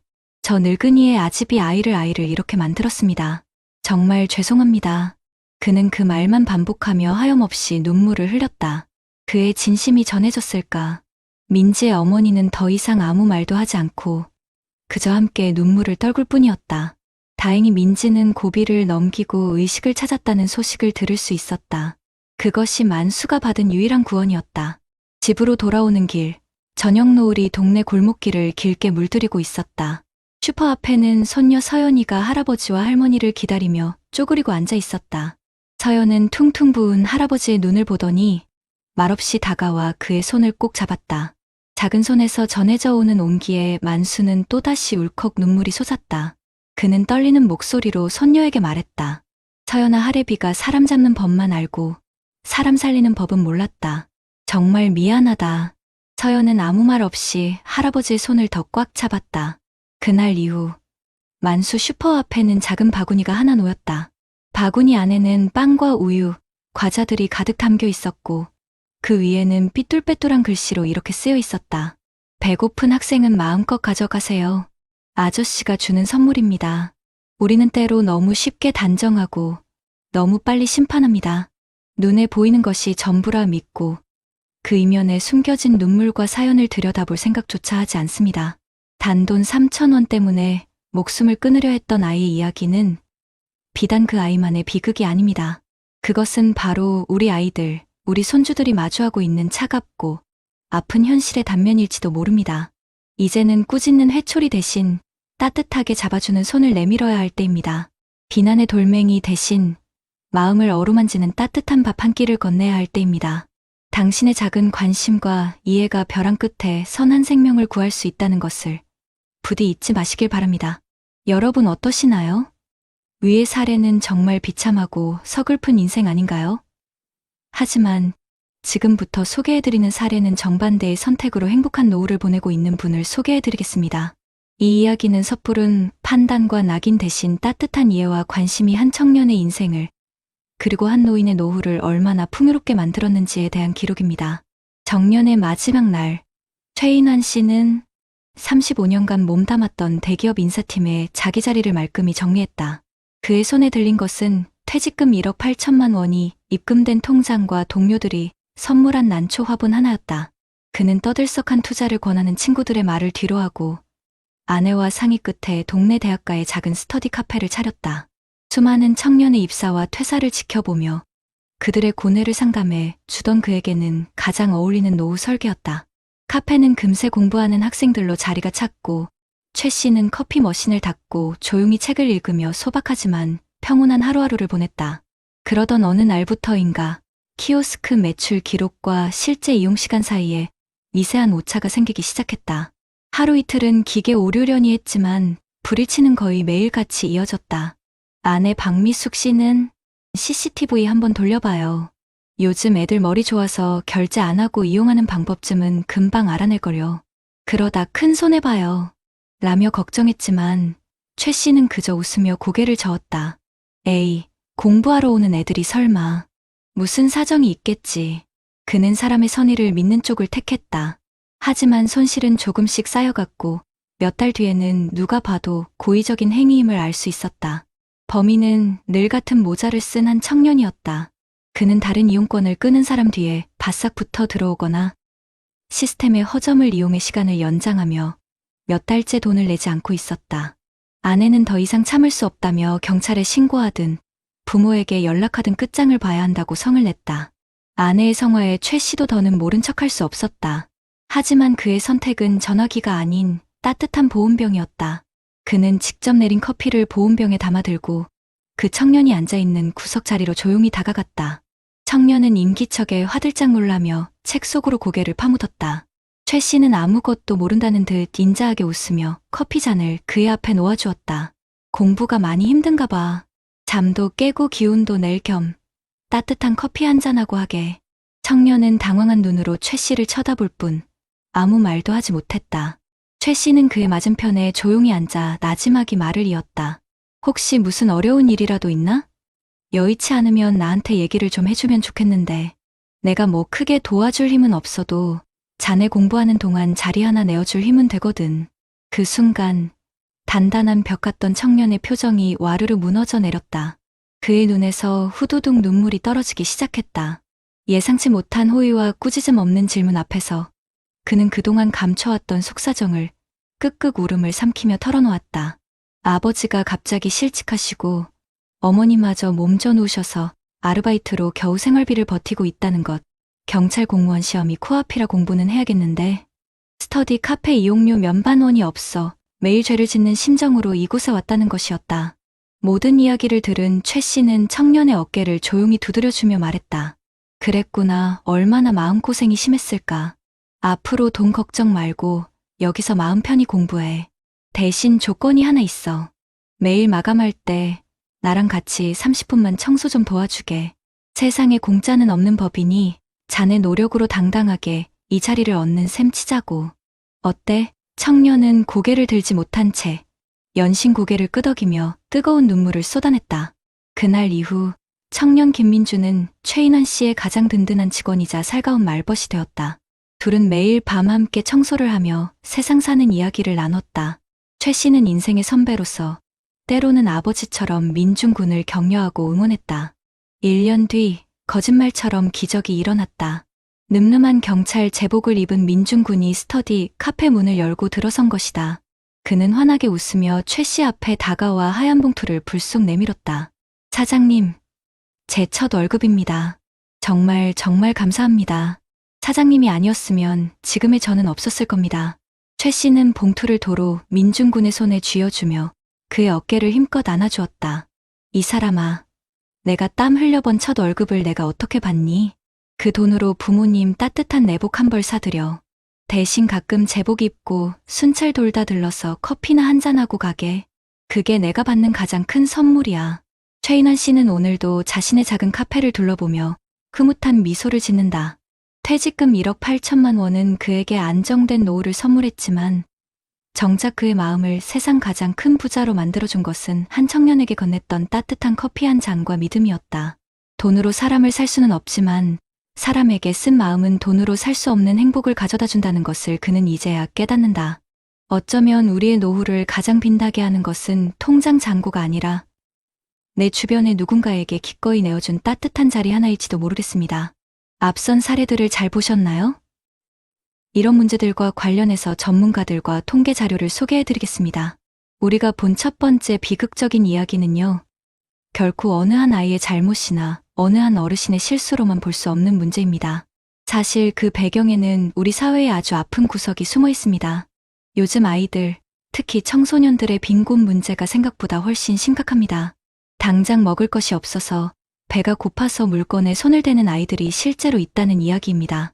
통계를 보면 우리나라 아동 청소년 10명 중 거의 1명 가까이가 상대적 빈곤 상태에 놓여 있고 특히 10명 중 2명 이상은 영양 부족을 겪고 있다고 합니다. 장발장이 빵을 훔쳤던 이야기가 먼 옛날 프랑스 소설 속 이야기가 아니라 바로 지금 우리 대한민국에서 벌어질 수 있는 현실이라는 뜻입니다. 그런데 더 무서운 건 뭔지 아십니까? 바로 한번 잘못한 아이에게 찍히는 디지털 낙인입니다. 요즘은 청소년 절반 가까이가 온라인상에서 비난이나 욕설 같은 폭력을 경험한다고 합니다. 그런데 더 마음 아픈 건 그 이유 중 가장 큰 것이 복수 때문이라는 겁니다. 피해자가 억울해서 다시 가해자가 되는 악순환이 계속 반복되고 있다는 거죠. 전문가들은 한번 인터넷에 신상이 알려지고 모두의 손가락질을 받게 된 아이들은 엄청난 정신적 충격을 받아서 극단적인 선택을 할 확률이 매우 높다고 한 목소리로 경고하고 있습니다. 결국 아이를 바로잡아 주려던 어르신의 작은 행동이 우리 사회의 이 잔인한 인터넷 문화와 만나서 한 아이의 인생을 송두리째 망가뜨리는 최악의 결과로 이어진 겁니다. 하지만 우리가 절망만 이야기하려고 이 자리에 모인 건 아니지 않습니까? 두 번째 어르신의 이야기는 우리에게 희망을 보여줍니다. 바로 우리 사회가 앞으로 나아가야 할 방향을 알려주는 아주 좋은 사례라고 할 수 있습니다. 사실 우리 어르신들, 노년의 삶이 참 팍팍합니다. 노인 빈곤율은 경제협력개발기구 국가 중에서 부끄럽게도 가장 높은 수준이고 나이가 들면서 우울증을 겪는 분들도 계속 늘어나고 있습니다. 전체 우울증 환자 3명 중 1명 이상이 60이 넘으신 어르신들이라는 통계도 있습니다. 은퇴 후에 사회에서 내 역할이 없어진 것 같은 상실감, 외로움, 이런 것들이 우리 어르신들의 마음을 병들게 하는 가장 큰 적입니다. 그래서 전문가들은 항상 이야기합니다. 노년의 삶을 행복하게 만드는 가장 중요한 것은 단순히 돈이 아니라 다른 사람들과 어울리는 사회적 관계, 그리고 내가 여전히 쓸모 있는 사람이라고 느끼게 해주는 의미 있는 역할이라고 말입니다. 두 번째 사례의 최인환 어르신께서 스터디 카페를 운영하며 젊은 학생들과 만났던 것은 단순한 돈벌이나 소일거리가 아니었던 겁니다. 그분에게는 사회의 한 구성원으로서 청년들과 연결되어 있다는 유대감을 느끼고 삶의 새로운 활력을 얻는 아주 소중한 과정이었습니다. 그리고 어르신의 그 따뜻한 마음은 학생에게도 단순히 돈 몇 푼을 아끼게 해준 것 이상의 의미가 있었습니다. 요즘 젊은이들이 기성세대로부터 받는 불신과 비난이 얼마나 많습니까? 그런 차가운 시선이 아니라 나를 믿어주고 이해해주는 어른이 있다는 사실만으로도 그 학생은 다시 일어설 수 있는 큰 용기와 우리 사회에 대한 따뜻한 믿음을 얻었을 겁니다. 이 두 이야기와 통계가 우리에게 무엇을 말해주고 있을까요? 이제 우리는 어르신들의 노후를 단순히 돈 문제, 건강 문제로만 봐서는 안 된다는 겁니다. 우리 채널이 앞으로 다뤄야 할 이야기는 바로 이것입니다. 은퇴한 어르신들이 어떻게 사회와 계속 관계를 맺고 우리 아이들, 손주들 세대와 어떻게 더불어 살아갈 것인가에 대한 깊이 있는 고민 말입니다. 우리는 첫 번째 사례의 안타까운 비극을 통해서 세대 간의 갈등이 얼마나 위험한지, 섣부른 단죄가 얼마나 큰 폭력이 될 수 있는지를 알려야 합니다. 그리고 두 번째 사례의 희망을 통해서 서로를 이해하고 품어주는 마음이 얼마나 중요하고 큰 긍정적인 힘을 만들어내는지를 널리 알려야 합니다. 대한민국의 모든 어르신들이 외로운 섬처럼 고립되는 것이 아니라 다음 세대의 길을 밝혀주는 지혜로운 등대지기로서 존중받는 사회를 만드는 것. 이것이 앞으로 우리 채널이 가져가야 할 가장 중요한 목표가 되어야 할 것입니다. 그렇다면 앞선 사례들을 해결할 수 있는 방법은 무엇이 있을까요? 우리 사회가 나아가야 할 방향은 사실 명확합니다. 무조건 손가락질하고 단죄하는 게 아니라 먼저 그 속사정을 이해하려고 노력하고 혼자 외롭게 두는 게 아니라 어떻게든 관계를 만들어주는 것이죠. 다행히 우리나라 정부와 여러 지방자치단체에서 이런 문제들을 해결하려고 정말 여러 가지 정책들을 펴고 있고요.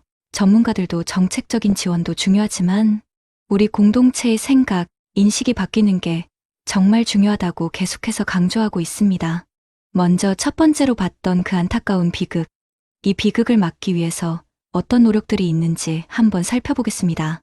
이 사례는 사실 청소년 빈곤 문제와 인터넷이 만들어낸 디지털 낙인이라는 두 가지 문제가 합쳐져서 일어난 일입니다.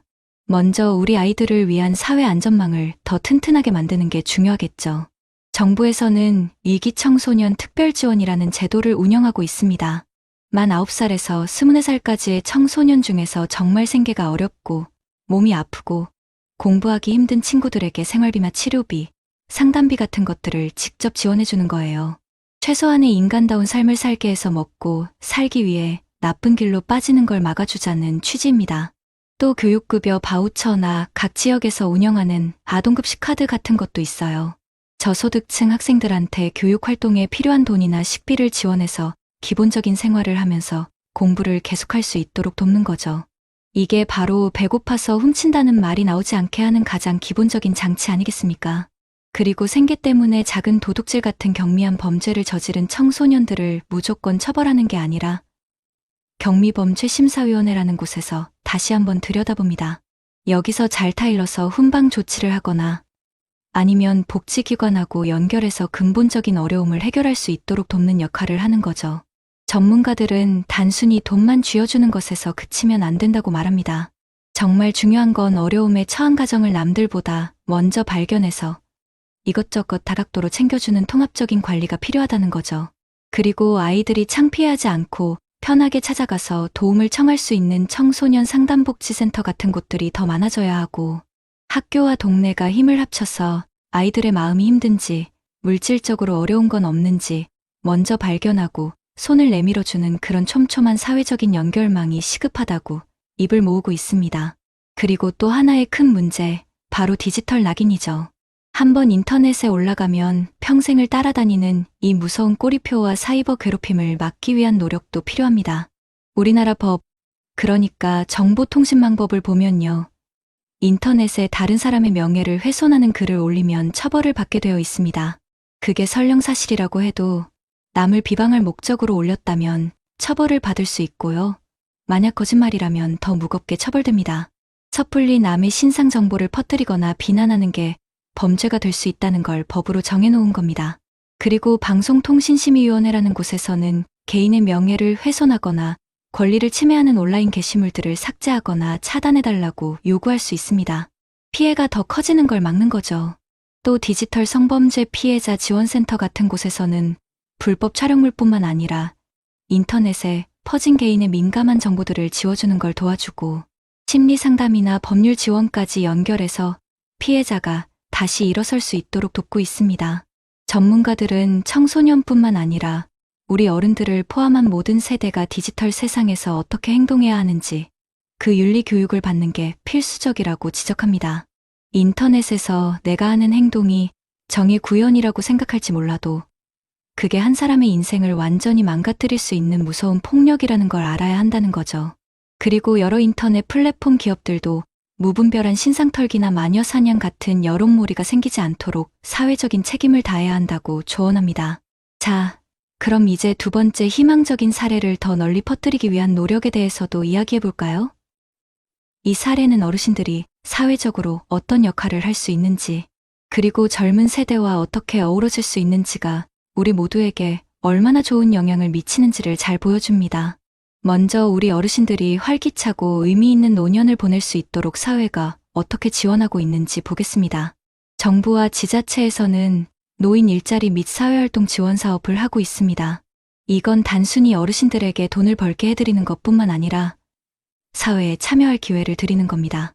그냥 단순한 노동을 넘어 아이들 등하교를 도와주거나 몸이 불편한 분들께 도시락을 배달해드리는 것처럼 지역사회에 공헌하는 사회 서비스형 일자리를 늘려서요. 어르신들의 경험과 지혜가 우리 사회의 소중한 자산이 되도록 돕고 있습니다.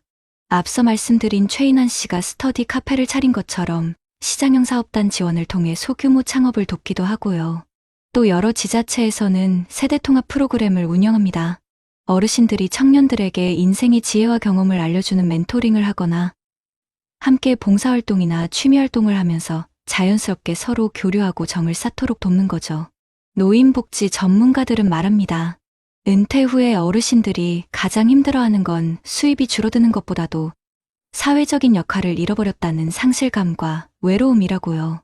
최인환 씨의 사례처럼 어르신들이 자신의 경험을 살려서 사회에 무언가 기여하고 다음 세대와 연결될 때 가장 큰 삶의 만족감과 정신적인 건강을 얻을 수 있다는 겁니다. 그래서 이렇게 어르신들이 사회에 참여할 수 있는 다양한 모델을 계속 개발하고 지원해야 한다고 강조합니다. 그리고 어려움을 겪는 청년들에게 다시 일어설 기회를 주는 것도 정말 중요합니다. 정부에서는 국민취업지원제도라는 걸 통해 김민중 군처럼 경제적으로 어려워서 취업 준비가 힘든 청년들에게 매달 50만 원씩 최대 6개월 동안 구직 촉진 수당을 지급합니다. 또 맞춤형으로 취업 상담도 해주고 훈련 프로그램도 제공해서 안정적으로 미래를 준비할 수 있게 돕는 거죠. 청년 내일 채용 공제나 일자리 도약 장려금 같은 제도로 청년들이 중소기업에 취업해서 오래 일하도록 격려하고 목돈을 마련할 수 있도록 돕기도 하고요. 또 갑자기 집안의 가장이 실직하거나 아파서 생계가 막막해진 위기 가구에는 긴급복지지원제도를 통해 생계비나 의료비를 빠르게 지원해서 정말 극단적인 상황까지 가지 않도록 보호하고 있습니다. 청년 정책 전문가들은 청년 문제를 해결하는 가장 중요한 열쇠는 바로 조건 없는 신뢰와 지지라고 말합니다. 정책적인 지원도 물론 중요하지만 최인환 씨가 보여준 것처럼 우리 기성세대가 청년들의 실수를 그럴 만한 사정이 있었겠지라고 이해해주고 너그럽게 품어주면서 다시 일어설 기회를 주는 그런 사회적인 분위기가 만들어질 때 청년들은 실패를 두려워하지 않고 계속 도전하면서 건강한 사회 구성원으로 성장할 수 있다는 겁니다. 결국 이 두 사례는 우리 사회가 어느 길로 가야 하는지를 명확하게 보여주고 있습니다. 정부와 지자체의 촘촘한 사회 안전망과 지원 정책을 우리 채널이 더 적극적으로 알리고 또 활용하도록 돕는 동시에 이런 정책만으로는 채울 수 없는 사람의 온기와 공동체의 역할을 널리 퍼뜨리는 것이 바로 저희의 역할일 것입니다. 무조건적인 처벌보다는 따뜻한 포용을, 단절보다는 끈끈한 연결을 선택하는 지혜가 바로 우리 모두의 노후를 더 건강하고 풍요롭게 만들어줄 것이라고 믿습니다. 차가운 돌틈 사이 아주 작은 꽃 한 송이 피어났습니다. 어떤 이는 그저 잡초라며 무심히 지나갔고 어떤 이는 돌을 깨뜨릴까 염려하여 뽑아내려 했습니다. 하지만 한 사람은 조용히 쪼그려 앉아 따스한 손길로 그 작은 생명에게 물 한 모금을 건넸습니다. 오늘 우리는 두 갈래의 길 위에 선 사람들의 이야기를 보았습니다. 한쪽에는 살아보려 발버둥 치던 어린 생명이 세상의 차가운 시선과 손가락질이라는 돌팔매에 맞아 쓰러져간 안타까운 풍경이 있었습니다. 가난이라는 굴레에 갇히고 한 번의 실수로 평생 지워지지 않을 디지털 주홍 글씨를 새긴 채 누구도 손 내밀어주지 않는 외로운 섬이 되어버린 아이의 슬픈 이야기였죠. 그리고 다른 한쪽에는 인생의 황혼역에서 청춘의 절망을 따스하게 끌어안은 한 어르신의 아름다운 풍경이 있었습니다. 실패하고 넘어진 젊은이를 향해 괜찮다, 그럴 수 있다며 믿음의 씨앗을 심어주고 그 씨앗이 마침내 희망의 꽃을 피워내는 기적 같은 이야기였습니다. 최인환 어르신과 김민중 군의 만남은 삭막한 우리 사회에 아직 온기가 남아있음을 보여주는 한 줄기 빛과도 같았습니다. 우리 어르신들, 그리고 이 영상을 보고 계신 모든 분들, 우리는 지금 어느 길에 서 있습니까? 무심코 던진 돌멩이가 한 사람의 인생을 얼마나 깊고 아프게 무너뜨릴 수 있는지, 그리고 절망의 끄트머리에서 건넨 따뜻한 말 한마디와 믿음의 눈길이 한 사람을 어떻게 다시 일으켜 세울 수 있는지, 우리는 오늘 두 눈으로 똑똑히 보았습니다. 살아오신 그 기나긴 세월 동안 얼마나 많은 돌부리에 넘어지고 또 얼마나 많은 따뜻한 손길에 다시 일어서셨습니까? 내 자식이, 내 손주가 혹독한 세상의 추위에 내몰려 홀로 떨고 있을 때 우리가 바라는 세상은 과연 어떤 모습일까요? 그 아이를 향해 더 날카로운 돌을 던지는 세상일까요? 아니면 괜찮다며 조용히 다가가 외투를 덮어주는 세상일까요? 정부의 수많은 정책과 제도들, 물론 중요합니다. 촘촘한 사회 안전망은 우리를 지탱하는 튼튼한 그릇과도 같습니다. 하지만 그 그릇을 채우는 것은 결국 사람의 온기입니다. 아무리 좋은 제도가 있어도 그 안에 서로를 보듬는 마음이 없다면 차가운 쇠창살과 다를 바가 없을 것입니다. 최인환 어르신이 김민중 군에게 보여준 것은 거창한 도움이 아니었습니다. 너의 사정을 믿어주겠다는 신뢰였고 다시 한번 기회를 주겠다는 포용이었습니다. 그것은 돈으로도 제도로도 결코 채울 수 없는 한 사람의 진심이었습니다. 어르신들의 얼굴에 새겨진 깊은 주름은 그저 지나간 세월의 흔적이 아닙니다. 그것은 수많은 비바람을 견뎌낸 나무의 나이테와 같이 지혜와 연륜이 담긴 우리 사회의 가장 소중한 자산입니다. 여러분 한 분 한 분이 바로 다음 세대에게 가장 따뜻한 그늘을 내어줄 수 있는 깊이 뿌리내린 나무와도 같은 존재입니다. 여러분의 따뜻한 눈길 한 번, 다정한 격려 한마디가 길을 잃고 방황하는 젊은이들에게는 세상의 그 어떤 나침반보다 더 정확한 길잡이가 되어줄 수 있습니다. 우리가 만들어가야 할 세상은 한 번의 실수도 용납하지 않고 벼랑 끝으로 내모는 냉혹한 사회가 아닐 것입니다. 넘어져도 괜찮다고 다시 일어나 함께 걸으면 된다고 말해주는 너그러운 공동체일 것입니다. 잘못을 저지른 청소년에게는 무조건적인 비난 대신 왜 그럴 수밖에 없었는지 그 속사정을 먼저 들여다보는 이해를, 희망을 잃은 청년에게는 섣부른 충고 대신 묵묵히 곁을 지켜주며 믿어주는 기다림을 선물하는 그런 세상이 되어야 하지 않을까요? 차가운 돌틈 사이에서도 생명은 피어납니다. 우리 사회가 그 작은 생명을 잡초라며 외면하지 않고 희망의 꽃으로 피어날 수 있도록 함께 물을 주는 지혜를 발휘할 때 우리의 노년은 더 풍요로워지고 우리 아이들의 미래는 더 밝아질 것이라 굳게 믿습니다. 여러분의 남은 인생이 그리고 우리 아이들이 살아갈 세상이 차가운 돌멩이가 가득한 자갈밭이 아닌 서로의 온기로 피어난 따스한 꽃밭이 되기를 진심으로 기원하며 오늘 이야기 마치겠습니다. 감사합니다.